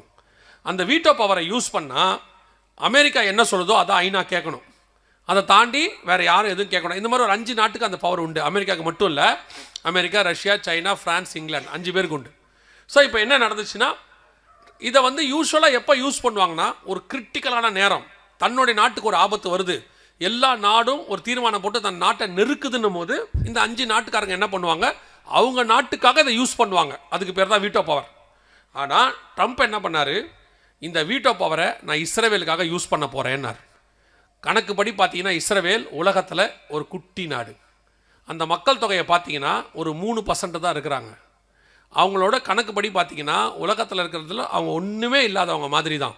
ஆனால் ட்ரம்ப் சொன்னார், என் வீட்டோ பவரை நான் யூஸ் பண்ண போகிறேன்னு சொல்லி 128 நாடுகள் கொண்டு வந்த தீர்மானத்தை ஒரு மனுஷனாக நின்று, ஒரு நாடாக அமெரிக்கா நின்று அந்த தீர்மானத்தை இல்லாமல் போக பண்ணிற்று.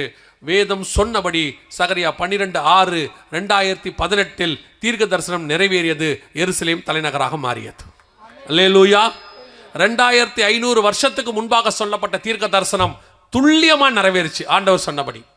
அது யாரை கொண்டு செய்கிறாரு, எப்படி செய்கிறாருலாம் கிடையாது. அன்றைக்கி வேதத்தில் வாசிக்கிறோம் இல்லையா, கோரேசை கொண்டு தேவாலயத்தை கர்த்தர் கட்ட தொடங்கினார், வாசிக்கிறோம் இல்லையா.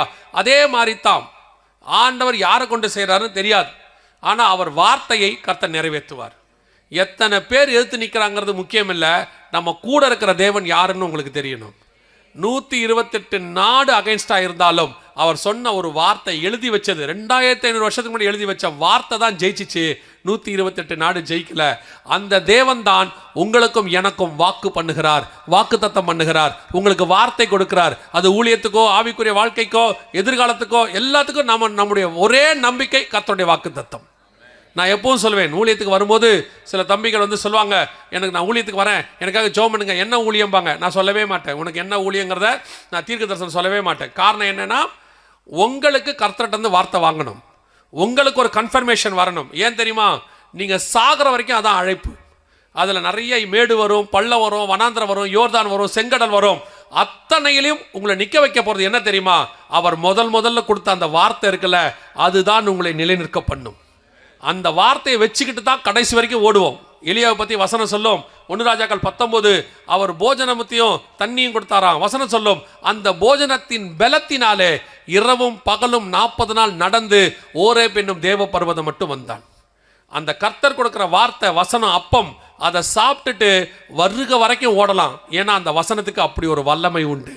அதே மாதிரி தான் கர்த்தர் உங்களுக்கு கொடுக்குற வார்த்தையில் ஒரு நாளும் நீங்கள் சோர்ந்து போகாதிருங்கள். வாக்கு மட்டும் பண்ணிட்டாருன்னா அதை அப்படியே அவர் நிறைவேற்றுவார். தாமதமானாலும் தரிசனம் நடக்கும், அதில் ஒன்று கூட மாறாது. ஆனால் நீங்கள் நினைக்கிற மாதிரி உடனே நடக்கும்னு சொல்ல முடியாது. தேவைப்பட்டால் உடனே நடக்கும், சிலதுக்கு அப்படி விட்டும் பிடிப்பார். யோசேப்புக்கு முந்தின நாள் ஆண்டவர் சொப்பனத்தில் சொல்கிறார், உன் சகோதரர்கள்லாம் உன்னை என்ன செய்வார்கள், வணங்குவார்கள். மறுநாள் அப்பா சொல்கிறாரு, போய் சகோதரர்களை பார்த்துட்டு வான்னு. இப்போ யோசேப்புக்கு எப்படி இருக்கு, கர்த்தர் சொன்ன தீர்க்கதரிசனம் எப்படி நடக்க போது, வழிவாசல் திறக்குது, நம்ம போகிறோம், 11 பேர் நம்மளை என்ன பண்ண போகிறான், வணங்க போகிறான்னு சொல்லி கிட்ட போனால் தூக்கி போட்டு மிதிக்கிறான். அப்படியே ஆப்போசிட்டாக இருக்கு. சில நேரத்தில் நம்மளுக்கு ஆண்டவர் வாக்கு கொடுப்பாரு, நடக்கிறது ஆப்போசிட்டாக இருக்கும். இது என்னன்னே நமக்கு புரியாது. சில நேரத்தில் நம்ம நினைப்போம், ஆண்டவர் ஒன்று சொன்னாருங்க, வேற நடக்குது. ஆண்டவர் சொல்லுவார், இருந்துட்டு போட்டோம் பார். சரி, எடுத்து கொடுத்து எகிப்துக்கு அனுப்பி விட்டான். சரி, வாக்கு தத்தம் தான் நடக்கலை, எகிப்துக்காவது வந்துட்டோமே, நாங்கள் நிம்மதியாக இருந்தால் அங்கே ஒரு அம்மா பிடிச்சி ஜெயிலில் போட்டுருச்சு. ஜெயிலுக்கு போயிட்டார். ஜெயிலில் போனால் அங்கே ஒரு ஜெயிலர் கண்களில் தயவு கிடச்சிச்சு. நல்லா போயிட்டே இருக்குது.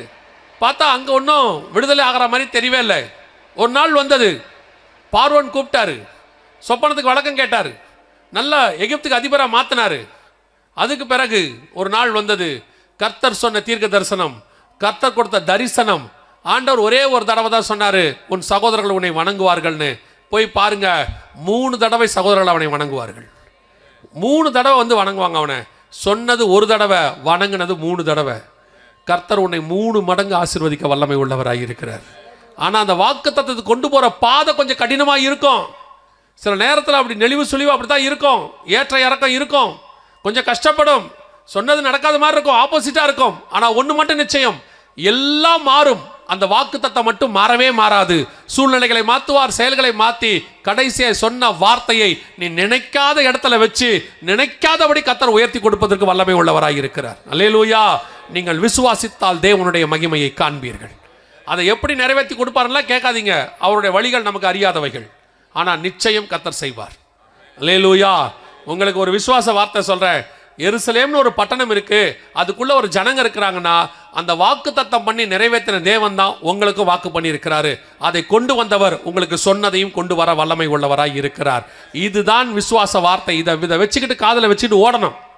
நீங்க ஜெபம் பண்ணும்போது தைரியமா ஜெபம் பண்ணுங்க. ஆண்டவரே, காணாமல் போன எருசலேமை திருப்பி கொண்டு வர உங்களால் முடியுமானால், முடியாதுன்னு டாக்டர் சொன்ன கர்ப்பத்தை மீண்டும் குழந்தையால் நிரப்ப நீர் வல்லமை உள்ளவராக இருக்கிறீர் ஆண்டவரேன்னு சொல்லுங்க. மண்மேடாகி போன எருசலேமை மீண்டும் நீர் உருவாக்குவீரானால், நாசமாய் போன அல்லது தரித்திரமாய் போன அல்லது நஷ்டமாய் போன என் வியாபாரத்தை திருப்பி கொண்டு வந்து நிறுத்த நீர் வல்லமை உள்ளவராய் இருக்கிறேன்னு சொல்லுங்க. தேவனால் கூடாத காரியம் ஒன்றும் இல்லை. ஆண்டவர் சொல்லியும் செய்யாதிருப்பாரோ, வசனத்தும் நிறைவேற்றாதிருப்பாரோ. சொன்னபடி இந்த காரியம் நடந்தது. ஆண்டவர் சொன்னபடியே வந்துருச்சு. ஆனால் இப்போ நீங்க தெரிஞ்சுக்க வேண்டிய மிக முக்கியமானது, அடுத்து நடக்க போற 2 முக்கியமான விஷயம் இருக்கு. அதை நான் உங்களுக்கு சொல்றேன். என்ன அடுத்து நடக்க போற 2 முக்கியமான விஷயம் அப்படின்னு கேட்டீங்கன்னா, இந்த எருசலேமுக்கு விரோதமாக இன்னொரு காரியம் நடக்குது. அதுவும் நீங்க வாசிச்ச அதே வசனத்துல இருக்கு. எருசலேமை கிளப்புகிற யாவரும். சகரியா 12:3 திருப்பி வாசிங்க பார்ப்போம். நாளிலே நான் எருசலேமை சகல ஜனங்களுக்குள்ளும் பாரமான கல்லாக்குவேன், அதை கிளப்புகிற யாவரும் சிதைக்கப்படுவார்கள், பூமியில் உள்ள ஜாதிகள் எல்லாம் அதற்கு விரோதமாய் கூடிக்கொள்வார்கள். அதை கிளப்புகிற யாவரும் சிதைக்கப்படுவார்கள். இப்போ எருசலேமை கிளப்புறாங்க. என்னங்க கிளப்புறது அப்படின்னு கேட்டீங்கன்னா, ஐநா சபையில இந்த 2025 லாஸ்ட்ல ஒரு தீர்மானம் போடப்பட்டிருக்கு. எருசலேமுக்கு விரோதமாக 160 நாடுகள் போட்டிருக்கு. என்ன தீர்மானம் அப்படின்னு கேட்டீங்கன்னா, சரி எருசலேமை யூதர்கள் எடுத்துக்கிட்டாங்க, பாதியாவது கொடுங்கன்னு கேட்குறாங்க. அதுக்கு பேர் 2 ஸ்டேட் சொல்யூஷன் பேர் ஆங்கிலத்தில். தமிழில் சொன்னோம்னா, ஒரு பட்டணத்தை 2ஆக பிரிங்க, எருசலேமை 2ஆக பிரிச்சுருங்க. ஒரு பாதி ஓல்டு சிட்டி அப்படிங்கிற பகுதியை பாலஸ்தீனர்களுக்கு கொடுத்துருங்க, ஒரு பகுதியை யூதர்களுக்கு கொடுத்துருங்க. எதுக்கு? அவங்க தான் எருசலேம் 2 பேரும் வேணும்னு கேட்குறாங்களே அப்படின்னு. இப்போ பாலஸ்தீனர் என்ன சொல்கிறாங்கன்னா, பரவாயில்ல பாதியாவது கொடுங்கன்னு கேட்குறாங்க. ஆனால் யூதன் என்ன சொல்கிறான்னா, அதெல்லாம் கொடுக்க முடியாது, 1 இன்ச்சு கூட தரமாட்டேங்கிறான். கேட்கறதுக்கு பார்த்தீங்கன்னா கொஞ்சம் கஷ்டமாக இருக்கும். ஒரு ராஜா கிட்ட வந்து 2 பேர் கேட்டாங்களாம், நேற்று இவ பிள்ளையை சாப்பிட்டோம், இன்றைக்கி இவ பிள்ளையை சாப்பிட்டோம், ஒரு திரும்பி படுக்கும்போது ஒரு பிள்ளை இதாகி போச்சு, ஒரு ஒரு காரியம் இருக்குது, இல்லை ஒரு பிள்ளை தான் இருக்குது, அவள் சொல்கிறா இது என் பிள்ளை, இது சொல்கிறா இது என் பிள்ளைன்னு. அப்போ ராஜா சொன்னாராம், கத்தியை கொண்டா பிள்ளையை விட்டு ஆளுக்கு பாதியாக கொடுன்னு. அப்போது அந்த ஒரிஜினல் தாய் சொன்னாலாம், இல்லை வெட்ட வேண்டாம், அந்த குழந்தைய அந்த அம்மாட்டே கொடுத்துருங்க, எங்கே இருந்தாலும் என் குழந்தை உயிரோடு இருக்கட்டும். இன்னொருத்தி சொன்னாலாம், இல்லை பரவாயில்ல பாதியை வெட்டிடுங்க, ஆளுக்கு பாதி கொடுத்துருங்கன்னு. பெற்றவனுக்கு தானே உண்மை தெரியும், மற்றவன் பாதியாக தான் கேட்பான், அது சொந்தக்காரன் தான் மொத்தமாக கேட்பான். இப்போ யூதன் கேட்குறான் மொத்தமாக, அவன் கேட்குறான் பாதி. இது நான் சொன்னது பைபிளில் உள்ள சம்பவம், அதே தான் இப்போவும் நடக்குது. அவன் சொல்கிறான், ஏனால் இப்போ உங்களுக்கு ஒரு சந்தேகம் வரும், ஏன்னா நீங்கள்லாம் வந்து பைபிளை விட டிவி நிறைய பார்க்குறவங்க இவங்க. ஸோ டெய்லி உட்காந்து டிவி பார்க்கும்போது அதில் 4 பேராக பேசுவாங்க. அதில் ஒரு சிலர் இந்த எருசலேமுக்காகவும் பேசுவாங்க. அது அவங்க என்ன டாபிக் எடுக்கிறாங்களோ அந்த டாபிக் அன்றைக்கி பேசுவாங்க உட்காந்துட்டு. அதில் எருசலேமுக்கே போகாத கூட உட்காந்து பேசுவோம். அவங்க என்ன சொல்லுவாங்கன்னா, ஏங்க பாதி தானங்க கேட்குறாங்க, கொடுத்துட்டா என்ன, எதுக்கு இந்த யூதர்கள் அடம் பிடிக்கிறாங்க, அதை உட்காந்து அவங்க பேசுகிறத கேட்கும்போது பாயிண்டெல்லாம் கேட்கும்போது உங்களுக்கு எப்படி இருக்குன்னா, நியாயமாக தான் படும். பாதியை கொடுத்துட்டா சண்டை ஓஞ்சிருமே, ஓயாது சண்டை. அவங்க பக்கத்து நாட்டில் இருக்கும்போதே சண்டை போட்டுக்கிட்டு இருக்கிறாங்க. ஒரு பட்டணத்துக்குள்ளே 2 பேர் இருந்தால் என்ன ஆகும், இன்னும் ஜாஸ்தி தான் ஆகும். சண்டைலாம் பிரச்சனைகள்லாம் அதெல்லாம் முடிவுக்கெலாம் வராது. இதுக்கு முன்னாடி எத்தனையோ ஒப்பந்தம் போட்டு எதுவுமே முடிவுக்கு வரல. ஸோ அதனால் முடிவுக்கு வராது. இப்போ உங்களுக்கே சந்தேகம் வரும், ஏன் எருசலேமை பாதியாக கொடுத்தா என்ன அப்படின்னு கேட்டிங்கன்னா, இந்த எருசலேமை பற்றின சில 4 வசனங்கள் இருக்குது. அதை நீங்கள் தெரிஞ்சு வச்சுக்கோங்க. எருசலேம் எவ்வளவு முக்கியம், யாருக்கு சொந்தங்கிறது உங்களுக்கு தெரியணும். முதலாவதாக வாசிங்க, ஆதியாகமத்தின் புஸ்தகம் 14ஆம் அதிகாரம் 18வது வசனத்தை வாசிங்க. 14-18 வாசிங்க. அன்றியும் உன்னதமான தேவனுடைய ஆசாரியனாய் இருந்த சாலேமின் ராஜாவாகிய மெல்கிசேதேக்கு அப்பமும் திராட்சரசமும் கொண்டு வந்து அவனை ஆசீர்வதித்து, வானத்தையும் பூமியும் உடையவராகிய உன்னதமான தேவனுடைய ஆசீர்வாதம் ஆபிரகாமுக்கு உண்டாவதாக. இது மெல்கிசேதேக்கு யாருன்னு கேட்டீங்கன்னா, சாலேமின் ராஜாவாகிய அப்படின்னு இருக்கு. இந்த சாலேம் தான் எருசலேம். சாலேம்னா சமாதானம், எருசலேம்னா சமாதானத்தின் நகரம் அப்படின்னு அர்த்தம். அந்த ராஜா அப்போவே வந்து ஆபிரகாமோட கூட உடன்படிக்கை பண்ணிட்டாரு, அப்பமும் ரசமும் கொடுத்துட்டாரு, ஆசீர்வதிச்சிட்டாரு. ஸோ அன்னைக்கே எருசலேம் வந்து யார் கைக்கு வந்திருக்குது? ஆபிரகாமுக்கு. ஆனால் என்ன சொல்லுவாங்கன்னா, அவர் வந்தார், அப்போ ரசம் கொடுத்தாரு, எருசலேமை கையில் கொடுத்தாரா அப்படின்னு கேட்டிங்கன்னா 15ஆம் அதிகாரம் ஆதியாகமத்தின் புஸ்தகம் கடைசி வசன வாசிங்க. எமோரியருக்கும் கானானியரும் கிர்காசேரும் எபூசேரும் என்பவர்கள் இருக்கிறதுமான இந்த தேசத்தை உன் சந்ததிக்கு கொடுத்தேன் என்றார். ஆண்டவர் சொல்றாரு, இந்த தேசத்தை உன் சந்ததிக்கு கொடுத்தேன். அங்க பாத்தீங்கன்னா எருசலேம்ங்கிற பேர் இருக்காது, எபூசுன்னு ஒரு பேர் இருக்கும். இந்த எபூசுனா என்ன தெரியுமா? நியாயாதிபதிகளின் புஸ்தகம் 19ஆம் அதிகாரம் 10வது வசனம் வாசி. நியாயாதிபதிகள் 19:10 வாசிங்க.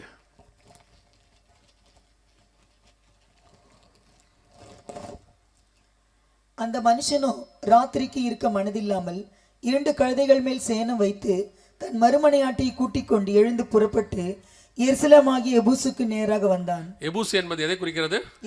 எருசலேமை குறிக்கிறது. அப்போ ஆபிரகாமுக்கு அவன் சந்ததிக்கு என்று கர்த்தர் வாக்குத்தத்தம் பண்ணப்பட்ட கொடுத்த பட்டணத்தில் எந்த பட்டணம் இருக்கு? எருசலேம் இருக்கு. ஆதியாகமம் 15ஆம் அதிகாரம் கடைசி வசனத்தின் படி. இப்போ அடுத்த கேள்விக்கு வந்துருவாங்க. சரி, ஆபிரகாமுக்கு கொடுத்தாருன்னு ஒத்துக்கிறோம், சந்ததி கொடுத்தாருன்னு ஒத்துக்கிறோம்.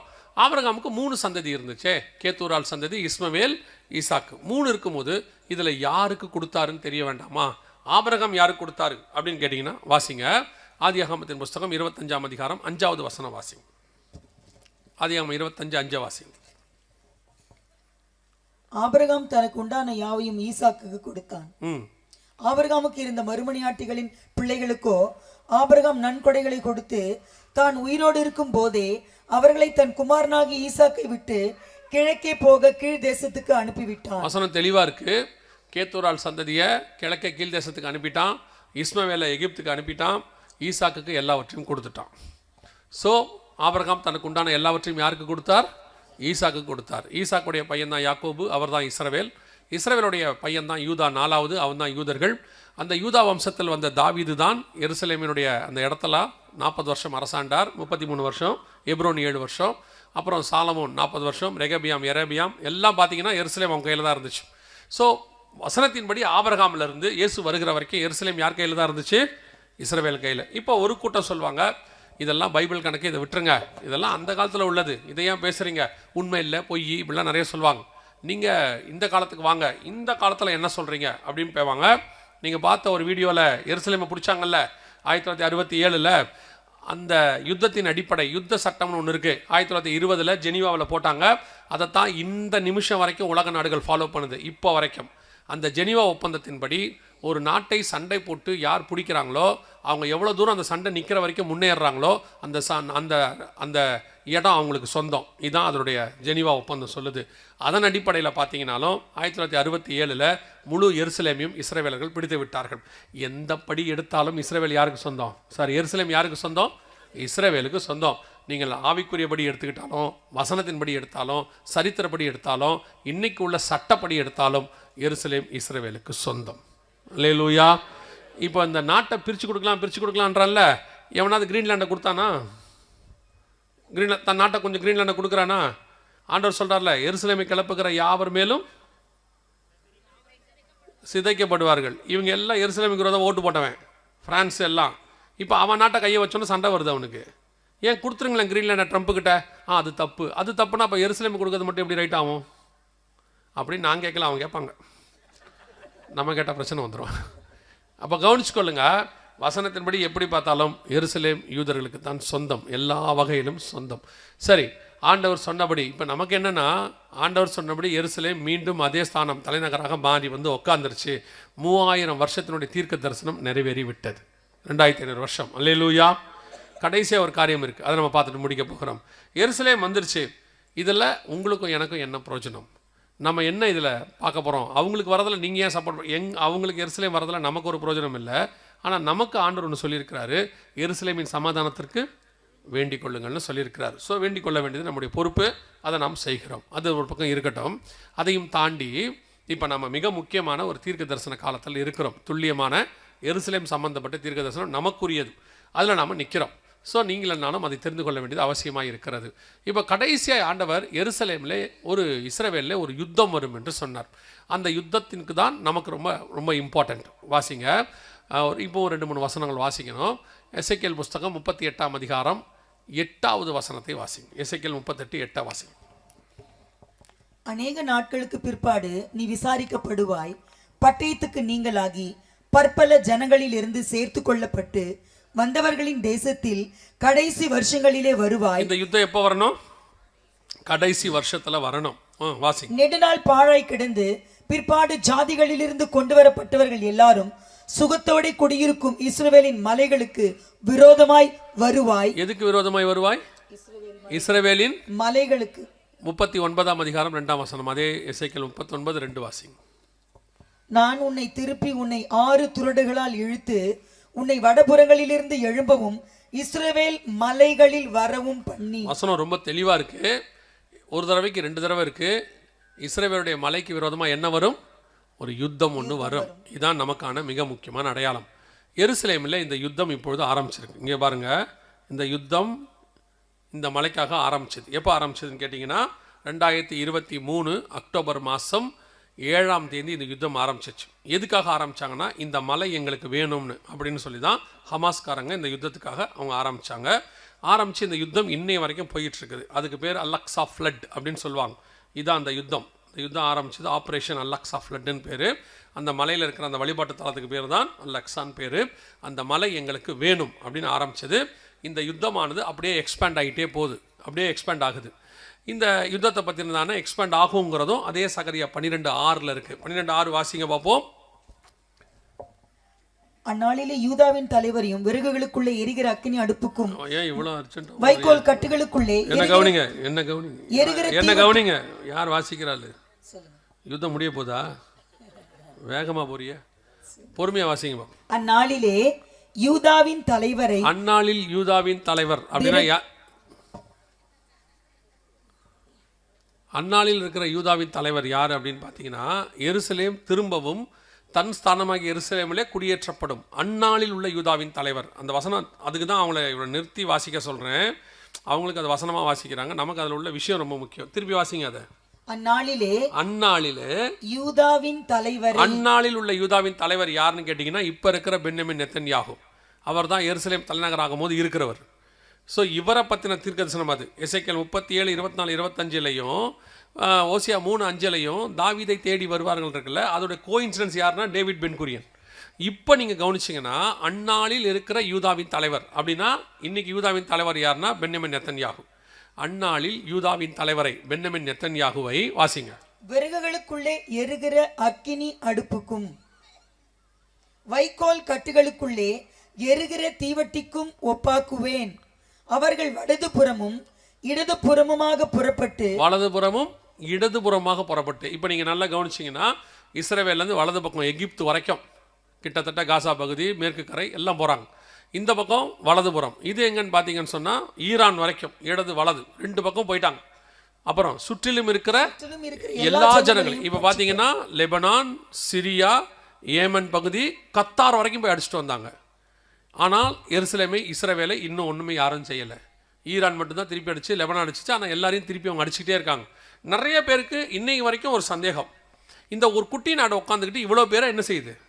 எல்லா பக்கமும் அடிக்குது. இப்போ நீங்கள் பார்த்தீங்கன்னா கிட்டத்தட்ட 7 நாட்டுக்கிட்ட சண்டை போட்டுக்கிட்டு இருக்காங்க அட்டஸ்டச்சு.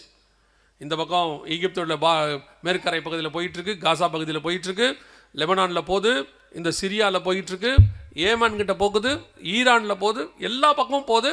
சண்டை அப்படி எல்லா பக்கம். ஏன் இப்படி நடக்குதுன்னா, சகரியா 12:6 நிறைவேறிக்கிட்டு இருக்கு. இந்த தீர்க்க தரிசனத்தின்படி அவங்க செஞ்சுக்கிட்டு இருக்கிறாங்க. அவங்களுக்கு தெரியுமா தெரியாது, ஆனால் இந்த தீர்க்க தரிசனம் நடந்துக்கிட்டு இருக்கு. அதன் அடிப்படையில் இப்போ அவங்க பழகி பெருகிட்டு அப்படியே எல்லா பக்கமும் திரும்பி போயிட்டே இருக்கிறாங்க. ஸோ கர்த்தர் சொன்னபடி இந்த யுத்தம் இது ஆரம்பிச்சது 2023 அக்டோபர் 7 ஆரம்பிச்சது. இதுதான் நம்ம கண்ணுக்கு முன்னாடி எசேக்கியேல் 38, 39 ரெண்டுத்துலேயும் சொல்லப்பட்டதான மலைகளுக்கான யுத்தம் ஸ்டார்ட் ஆகிடுச்சு. ஆகிட்டு 2 வருஷம் ஆகுது. 23 அக்டோபர் 7, 24, 25 ஆயிடுச்சு. 26க்குள்ளே வந்திருக்கிறோம். ஸோ இந்த யுத்தமானது இன்னும் பெருசாகுது. இன்னும் முடிவுக்கு வரல. ஈரான் திருப்பி அடிக்க போகிறான், அது எல்லாம் சொல்லிகிட்டே இருக்கிறாங்க. அந்த எசேக்கியேல் 38:5 ஈரானை பற்றி இருக்கும், பெர்ஷியான்னு இருக்கும். ஸோ இந்த யுத்தம் என்ன ஆகும், இதுக்கு பின்னாடி என்ன நடக்குன்றதை மட்டும் நான் சொல்லிட்டு முடிக்கிறேன். கவனிங்க. நீங்கள் நினைக்கிற மாதிரி இந்த யுத்தம் சமாதானத்துக்கெலாம் வராது. இது அடுத்த லெவலுக்கு தான் போகும்போது மிகப்பெரிய யுத்தமாய் மாறும். இந்த யுத்தத்துக்கு வேறு வழியே இல்லாமல் ரஷ்யா, சைனாலாம் ஒரு ஒரு ஒரு பகுதியாக மாறுவாங்க. இன்னொரு பகுதியாக இஸ்ரேல், அமெரிக்கா இவங்கெல்லாம் ஒரு பகுதியாக மாறுவாங்க. மாறி இந்த யுத்தமானது ஒரு நாம் இன்றைக்கி இருக்கிற லெவலில் சொன்னோம்னா 3ஆம் உலக யுத்தம்னு சொல்லலாம். அந்த அளவுக்கு பெரிய யுத்தமாக மாறும். இது கொஞ்சம் கொஞ்சமாக அந்த இடத்துக்கு வந்துக்கிட்டே இருக்குது. இது இன்றைக்கி நேரத்தில் 2008 இந்த காரியங்களை நாங்கள் போதிச்சுக்கிட்டே வரோம். பைபிளில் உள்ளதை எடுத்து திருப்பியும் சொல்கிறேன், நான் தீர்க்கதரிசி கிடையாது, பைபிளில் உள்ள தீர்க்கதரிசனங்கள் சொல்லிக்கிட்டே வரோம். ஸோ அதன் அடிப்படையில் நீங்கள் பார்த்தீங்கன்னா 2018 எருசலேம் தலைநகராக மாறிடுச்சு. இப்போ அடுத்த காரியங்கள் நடந்துக்கிட்டு இருக்கு. இப்போது மிக முக்கியமான ஒரு யுத்தமானது வேர்ல்டு வைட் தொடங்கணும். அது 2023 ஆரம்பிச்சிருச்சு. அது உச்ச நிலையை அடைய போகுது. இப்போது அப்படி அடையும் போது என்ன ஆகும் அப்படின்னு கேட்டிங்கன்னா, இந்த மலை இருக்குது பார்த்தீங்களா, இந்த மலையை முழு கண்ட்ரோலும் இஸ்ரவேல் எடுக்கும். இந்த மலையில் மொத்தமும் அவங்களுடைய கண்ட்ரோலுக்கு கீழே வந்து இந்த வழிபாட்டு தலத்தில் அவங்க எடுத்துருவாங்க, ரிமூவ் பண்ணிடுவாங்க. பண்ணுவாங்களான்னு கேட்டிங்கன்னா, ஏற்கனவே நான் சொல்கிறது நேற்று ஒரு நியூஸ். இப்போது இஸ்ரவேல் என்ன பண்ணியிருக்கு, நல்லா கவனிச்சுக்கொள்ளுங்க. இது நேற்று நியூஸ். நாளைக்கு கூட இது நடக்கலாம். எனக்கு தீர்க்கதரிசனம் தெரியாது, ஆனால் இது கண்டிப்பாக நடக்கும். எப்போ நடக்கும்னு எனக்கு தெரியாது, அவ்வளோதான் தெரியும். சம்பவம் மட்டும் நடக்கும். என்னன்னு கேட்டிங்கன்னா, நேற்று ஐநா சபையுடைய கட்டடத்தை இஸ்ரவேலில் எருசலேம் இருக்க ஐநா சபை கட்டடத்தை எருசலேம் என்ன பண்ணிடுச்சு, யூதர்கள் இடித்து தரமட்டமாக்கிட்டான். ஏன்னா அதுக்கு முன்னாடியே ஐநா விட்டு அவன் வெளியே வந்துட்டான். ஸோ இப்போ ஐநா சபை இஸ்ரவேலை கண்ட்ரோல் பண்ணாது, கட்டுப்படுத்தாது.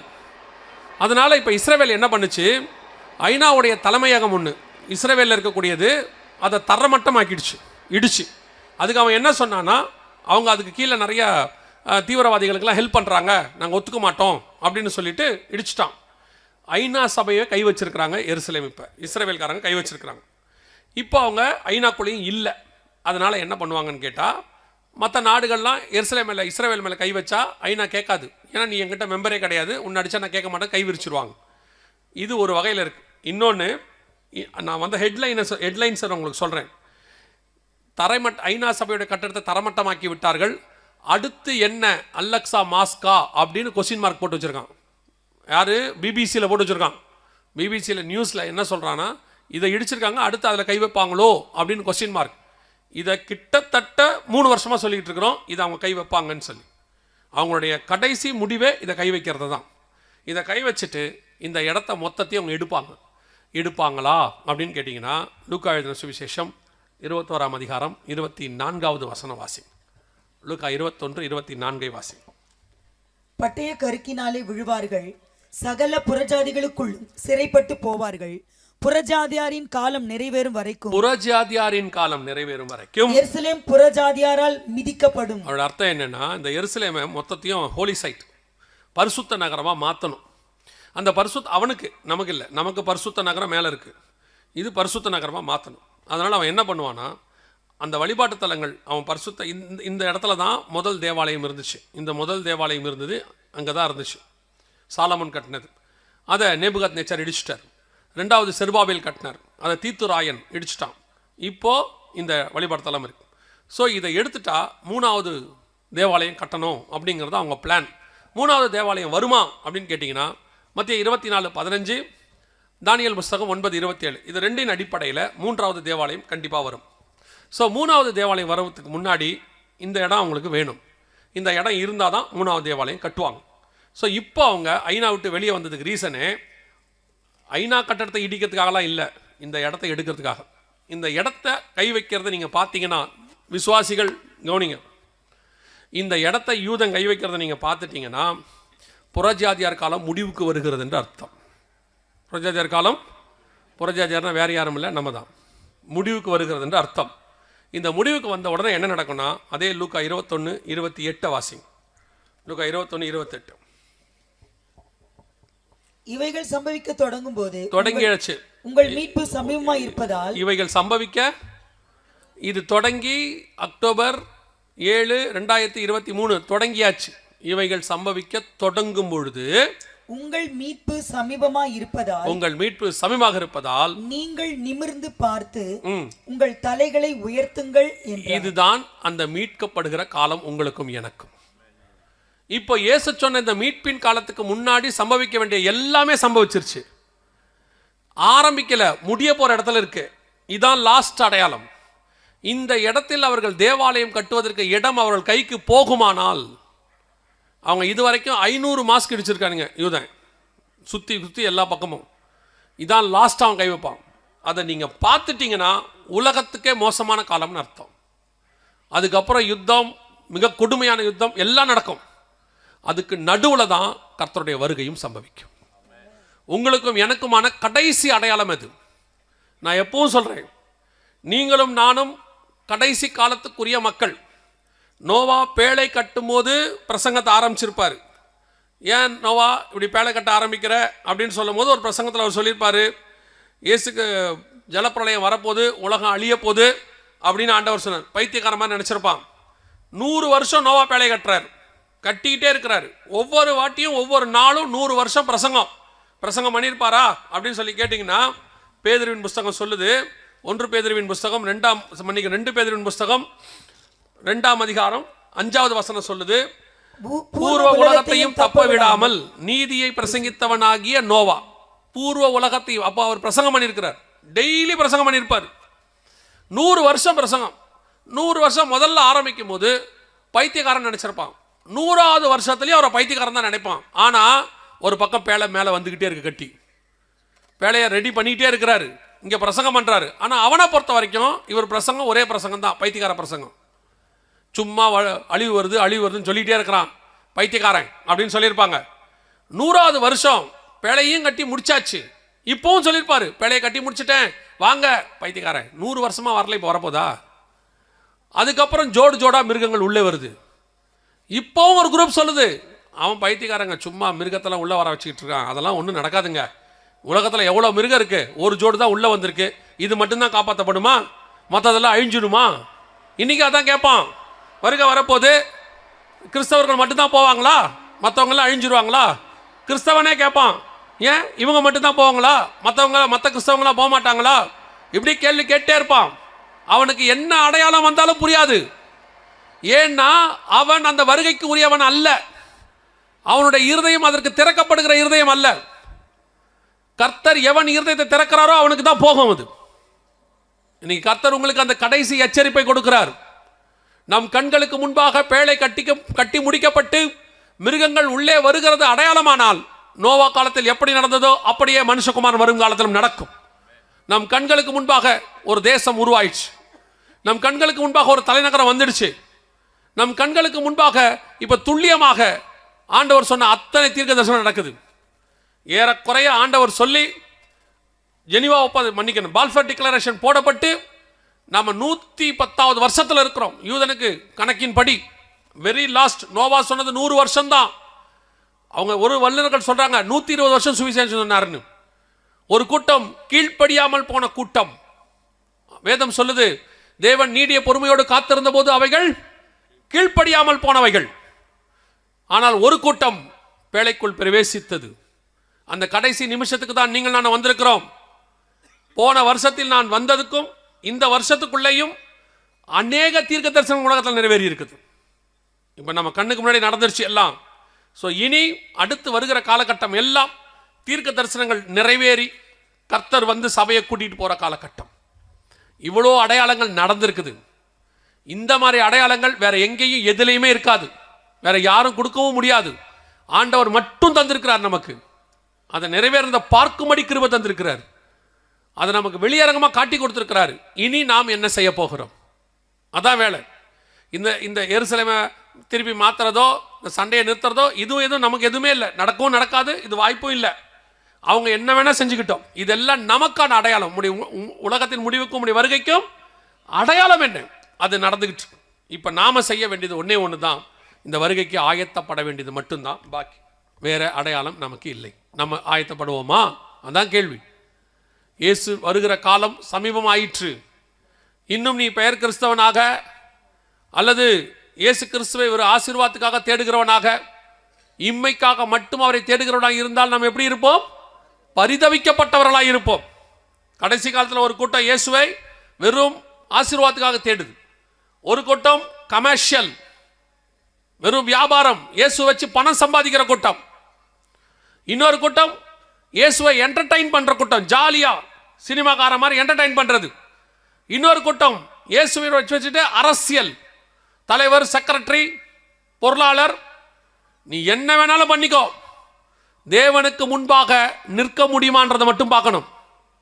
பரலோகத்துக்கு வருகையில் போக முடியுமான்னு பார்க்கணும். நீ எத்தனை வருஷம் ஊழியம் பண்ணங்கிறது முக்கியமே இல்லை. இயேசு வரும்போது கர்த்தருக்கு முன்பாக எப்படி நிற்கிறோங்கிறதா முக்கியம். நான் யார் தெரியுமா, எங்க அப்பா யார் தெரியுமானா ஆண்டவர் கேட்பாரு, நீ யாருன்னு எனக்கு நல்லா தெரியும், சகலமும் அவருக்கு முன்பாக நிர்வாணமாக இருக்கிறது. எனவே இது கடைசி காலம். நீ உன்னுடைய சபை போதகரை ஏமாத்திரலாம், விசுவாசியை ஏமாத்திரலாம், கணவனை ஏமாத்திரலாம், மனைவியை ஏமாத்திரலாம், பெற்றோரை ஏமாத்திரலாம், பிள்ளைகளை ஏமாத்திரலாம், கர்த்தரை ஏமாற்ற முடியாது. உன்னை நியாயம் தீர்க்கிற ஒருவர் இருக்கிறார். அதனால தான் கர்த்தர் அந்த நியாயம் தீர்க்கிற அதிகாரத்தை அவர் வச்சுக்கிட்டார். நம்மகிட்ட கொடுக்கல, அவர் வச்சுக்கிட்டார். இப்போ நியாயம் தீர்க்கிற தேவன் வரப்போகிறார். உங்களை நீங்களே ஆராய்ந்து பாருங்கள். இந்த இயேசுவை சந்திக்கிற இடத்தில் நாம் இருக்கிறோமா? ஒரு இமைப்பொழுது, ஒரு நிமிஷம்தான். வேதம் சொல்லுது மறுரூபமாக்கப்படுவோம். அந்த மறுரூபமாக்குற இடத்துல நீங்கள் நான் இருக்கிறோமா? கர்த்தருக்கு முன்பாக போய் நிற்போமா? அது மட்டும்தான் இப்போ கேள்வி. வெளிப்படுத்தல் 7:9 சொல்லுது, வெள்ளை அங்கிகளை தரித்துக்கொண்டு தங்கள் கைகளிலே குருத்தோலைகளை பிடித்துக்கொண்டு சிங்காசனத்திற்கு முன்பாகவும் ஆட்டுக்குட்டியானவருக்கு முன்பாகவும் நிற்க கண்டேன். அந்த கூட்டத்தில் நீங்கள் நான் இருப்போமா? அதான் கேள்வி. சபைக்கு எப்படி வரோம் போறோங்கிறது ரெண்டாவது. கர்த்தருக்கு முன்பாக எப்படி இருக்கணும்? சிலர்லாம் சபைக்கு வந்து போறதுலே சாட்டிஸ்ஃபேக்ஷன். ஞாயிற்றுக்கிழமை வந்துட்டு போயிட்டா பரலோகத்துக்கு போயிடலாம் நினைக்கிறிய. சபை கூடி வருவதை சில விட்டு விடுகிறது போல நீங்கள் என்ன செய்யக்கூடாது? விட்டுவிடக்கூடாது. ஆனால் சபைக்கு வருகிறது மட்டும் பத்தாது. பையன் நல்லா பேக் எடுத்துக்கிட்டு டிஃபன் பாக்ஸில் சாப்பாடு கட்டிக்கிட்டு நல்ல புக்கை தூக்கிட்டு ஸ்கூலுக்கு போனால் பாஸ் ஆக மாட்டான். அங்கே சொல்லி கொடுக்கறத படித்து எக்ஸாம் எழுதினா தான் பாஸ் ஆவான். அதே தான் சபையில் என்ன சொல்லி கொடுக்க போறாவோ அதை கேட்டு மனம் திரும்பி தேவனை சந்திக்க ஆயத்தப்படணும். நான் இந்த சிலருக்கெல்லாம் அந்த சபை பெருமை இருக்கு, டினாமினேஷன் பெருமை இருக்கு. நான் இந்த சபை, நாங்கள்லாம் இந்த டினாமினேஷன். பரலோகத்துக்குள்ள ரெண்டே சாட்சி தான். ஒன்று, உண்மையும் உத்தமம் உள்ளவனே எஜமானுடைய சந்தோஷத்துக்குள் பிரவேசி. 2, அக்கிரம செய்கைக்காரரே என்னை விட்டு அகன்று போங்கள். there is no denominations. இங்கே நம்ம காலத்தின் கட்டாயம் வேற வழி இல்லை, உருவாக்கிட்டோம். ஆனா உங்க டினாமினேஷன் பரலோகத்துக்கு கூட்டு போகாது. சபை ஸ்தாபனம் பரலோகத்துக்கு கூட்டு போகாது.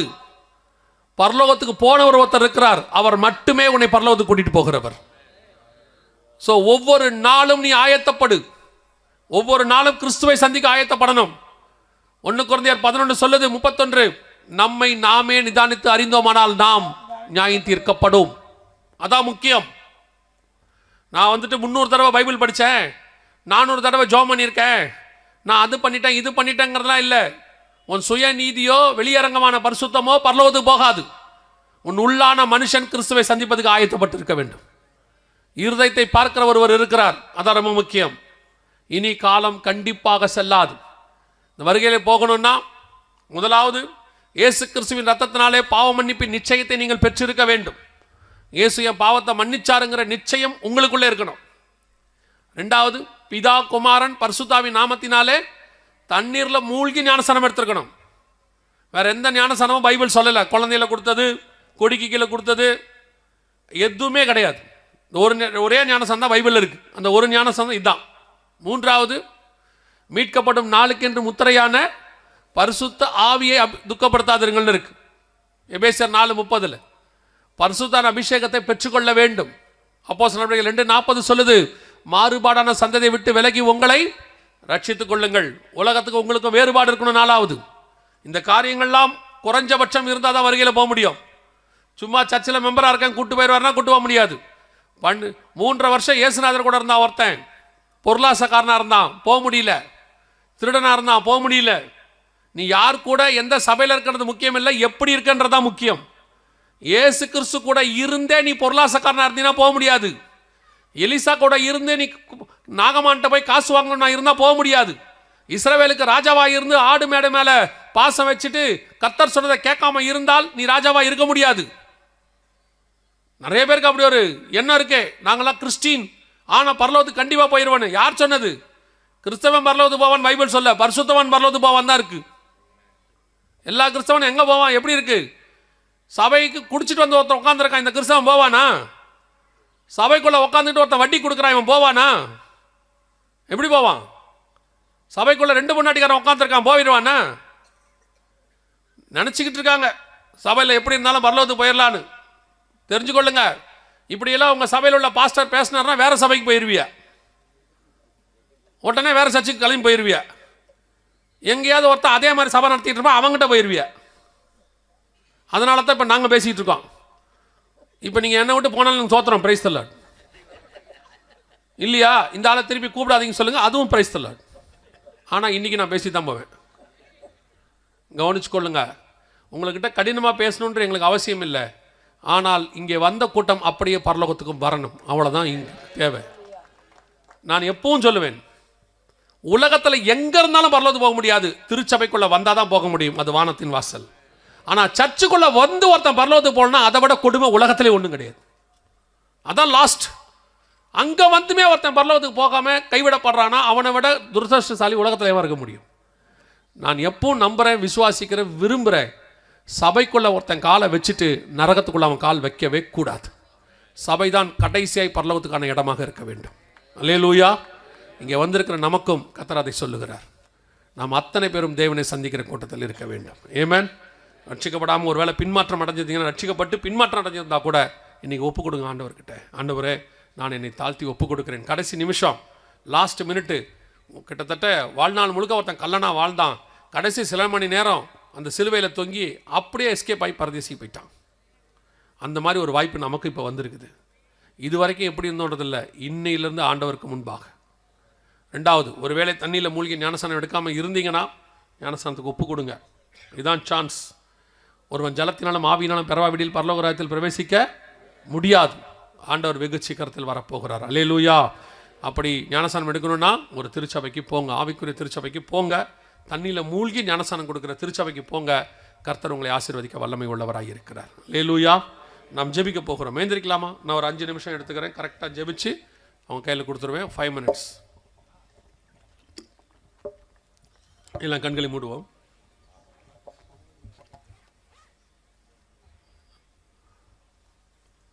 ஒன்று கொரிந்தியர் 11:31 சொல்லுகிறது, நம்மை நாமே நிதானித்து அறிந்தோமானால் நாம் நியாயம் தீர்க்கப்படும். உங்களை ஆராய்ந்து பாருங்கள். இப்போ எல்லாத்தையும் ஒரு 5 நிமிஷம் ஊற வச்சுருங்க. நீங்கள் என்ன விசுவாசி, எந்த சபைக்கு விசுவாசி, எந்த டினாமினேஷனுக்கு விசுவாசி, எத்தனை வருஷம் விசுவாசி, உங்களுக்கு என்னென்ன ஊழியக்காரங்களெல்லாம் தெரியும், அவங்களுக்கு உங்களை தெரியும். இந்த பெருமையெல்லாம் கொஞ்சம் ஓரமாக வச்சுடுங்க. நீங்கள் என்ன ஊழியக்காரர், என்ன ஊழியம் பண்ணுறோம், என்ன ஊழியம் எத்தனை வருஷம் பண்ணுறோம், என்ன டினாமினேஷனில் பண்ணுறோம், எல்லாத்தையும் ஓரமாக வச்சுருங்க. நீங்கள் பரலோகத்துக்கு போவீங்களாங்கிறத மட்டும் பாருங்கள். கர்த்தருக்கு முன்பாக உங்களால் நிற்க முடியுமான்னு யோசிச்சு பாருங்கள். உங்கள் ஆவி, ஆத்மா, சரீரம் கர்த்தருக்கு முன்பாக நிற்குதா?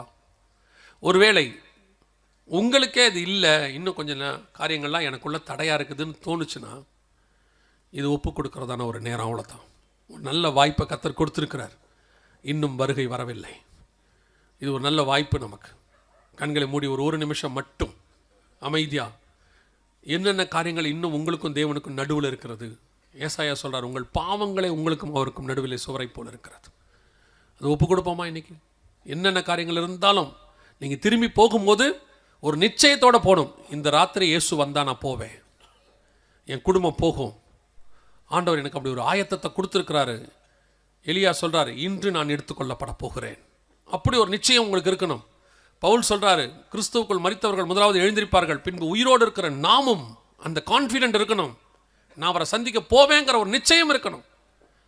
உங்களுக்கே சந்தேகம் வரக்கூடாது. ஒரு நிமிஷம் மட்டும் எடுத்துக்கோங்க. அந்த நேரத்தில் எல்லா கண்களையும் மூடி இருப்போம். அந்த நேரத்தில் ஒரே ஒரு கேள்வியை கேட்டு நான் ஜெபித்து முடிக்க விரும்புகிறேன். நான் இன்னும் தண்ணியில் மூழ்கி ஞானஸ்தானம் எடுக்கலை, குழந்தையில் எடுத்தேன், இல்லை எடுக்கவே இல்லை, எனக்கு அது ஞானஸ்தானத்தை பற்றி தெரியாது, இல்லை நான் தப்பாக எடுத்துட்டேன், நான் அந்த ஞானஸ்தானத்துக்கு தண்ணியில் மூழ்கி எடுக்க என்னை ஒப்பு கொடுக்குறேன் அப்படிங்கிறவங்க இருந்தால் மட்டும் உங்கள் வலது கரத்தை உயர்த்துங்க. நான் உங்களுக்கு ஜெபிக்க போகிறேன். ஞானஸ்தானத்துக்கு ஒப்பு கொடுக்குறவங்க, நான் இது வரைக்கும் எடுக்கலை, இன்றைக்கி எடுக்க ஒப்பு கொடுக்குறேன்றவங்க மட்டும், இது வரைக்கும் எடுக்கலை, இன்றைக்கி எடுக்க ஒப்பு கொடுக்குறவங்க. ஒரு சில நிறைய கரங்கள் இருக்கிறதே. இந்த கரங்களை உயர்த்தி இருக்கிறவங்க முடிஞ்ச உடனே ஒரு 5 நிமிஷம் முன்னாடி வந்து இங்கே இருக்கிற ஊழியக்காரங்களை பார்த்துட்டு போங்க. இந்த ஞானஸ்தானம் எடுக்கிறதுக்கு என்ன செய்யணும்னு அவங்க சொல்லுவாங்க. ஒருவேளை உங்கள் சபையில் ஞானஸ்தானம் தண்ணியில் மூழ்கி கொடுப்பாங்கன்னா அங்கே போயிடுங்க. கொடுக்க மாட்டாங்கன்றவங்க மட்டும் இங்கே வந்து பார்த்துட்டு போங்க. அவங்க என்ன செய்யணும்னு சொல்லுவாங்க. கரங்களை கீழே போடுவோம். நாம் ஜெபிக்க போகிறோம். கர்த்தர் என்னோடு கூட இடைப்பட்டு இருக்கிறார், இன்னைக்கு பேசி இருக்கிறார். அவர் வருகை சமீபம்னு எனக்கு தெரிஞ்சிருச்சு. நாங்கள் இந்த வருகையில் பிரவேசிக்கணும். அந்த இமை பொழுது நாங்கள் விட்டுறக்கூடாது. இன்னிலிருந்து எங்களுக்குள்ளே ஒரு ஆயத்தம். அண்ணாந்து வானத்தை பாருங்கள் என்று சொல்லப்பட்டபடி, உங்கள் மீட்பு சமமாக இருப்பதால் நீங்கள் நிமிர்ந்து பார்த்து தலைகளை உயர்த்துங்கள் என்று சொல்லப்பட்டபடி, இனி ஒவ்வொரு நாளும் நாங்கள் தேவனை நோக்கி பார்க்க போகிறோம். அவர் வரும்பொழுது, எக்காலம் தொனிக்கும் பொழுது, கிறிஸ்துவுக்குள் மரித்தவர்கள் எழுந்திருக்கும் போது நாங்களும் மறுரூபமாக வேண்டும். அப்படி ஒரு நிச்சயம், அப்படி ஒரு தீர்மானம், அப்படி ஒரு விருப்பம் உங்களுக்கு வருமானால் உங்கள் கரங்களை ஆண்டவருக்கு நேராக உயர்த்தி ஒரு ஒப்பு கொடுத்து ஜெபம் பண்ண போகிறோம். ஆண்டவரே, நீர் வரும் பொழுது நானும் என் வீட்டாரும், ஆண்டவரே நீர் வரும்போது எங்கள் திருச்சபை முழுவதும், என்னை நம்பி கொடுத்த குடும்பம், என்னை நம்பி கொடுத்த திருச்சபை அத்தனையும் எடுத்துக்கிட்டு நான் வரணும்ப்பா. ஒப்பு கொடுத்து ஜெபம் பண்ணுவோமா? நல்ல தகப்பனே, சர்வ வல்லமை உள்ள எங்கள் ஆண்டவரே, இந்த நாளுக்காக உமக்கு நன்றி. இந்த நாளிலே தேவனாகிய கர்த்தர் எங்கள் மத்தியில் இடைப்பட்ட தயவுக்காய் ஸ்தோத்திரம். அப்பா, நீர் எங்களை ஆயத்தப்படுத்துவதற்கு எவ்வளவாய் பிரயாசப்படுகிறீர் ஆண்டவரே. நீ ரத்தம் சிந்தி சம்பாதித்த ஆத்மாக்களில் ஒன்றை கூட தவற விட கூடாது என்பதை நீ எவ்வளவு கரிசனை உள்ளவராய் இருக்கிறீர் ஆண்டவரே. காணாமல் போன ஒரு ஆட்டை தேடுகிற எங்கள் ஆண்டவர், இதோ இங்கே வந்திருக்கிற அத்தனை பேரையும் கொண்டு வந்து சேர்த்த தயவுக்காய் உமக்கு ஸ்தோத்திரம். நீர் வரும்பொழுது இந்த கூட்டத்தில் ஒருத்தர் கூட கைவிடப்பட்டவர்களாக இராதபடி அத்தனை பேரும் எடுத்துக்கொள்ளப்பட கிருபை பாராட்டும். உலகமோ உலகத்துக்கு உண்டானவைகளோ இழுத்து விடாதபடி கர்த்தர் வேலி அடைங்கப்பா. ஆண்டவரே, ஸ்நானத்துக்கு ஒப்பு கொடுத்த பிள்ளைகளுக்காய் ஸ்தோத்திரம். சீக்கிரத்தில் ஞானஸ்நானம் எடுக்க கர்த்தர் கிருபை பாராட்டும். ஒப்பு கொடுத்தலை கர்த்தர் கனப்படுத்துவீராக. ஆசீர்வதியும். வந்த ஜனங்கள் அத்தனை பேரும் சுகபத்திரமாய் வீடு போய் சேர கிருபை பாராட்டும். எங்கள் ஆண்டவர் இயேசு கிறிஸ்துவின் நாமத்தில் பிதாவே.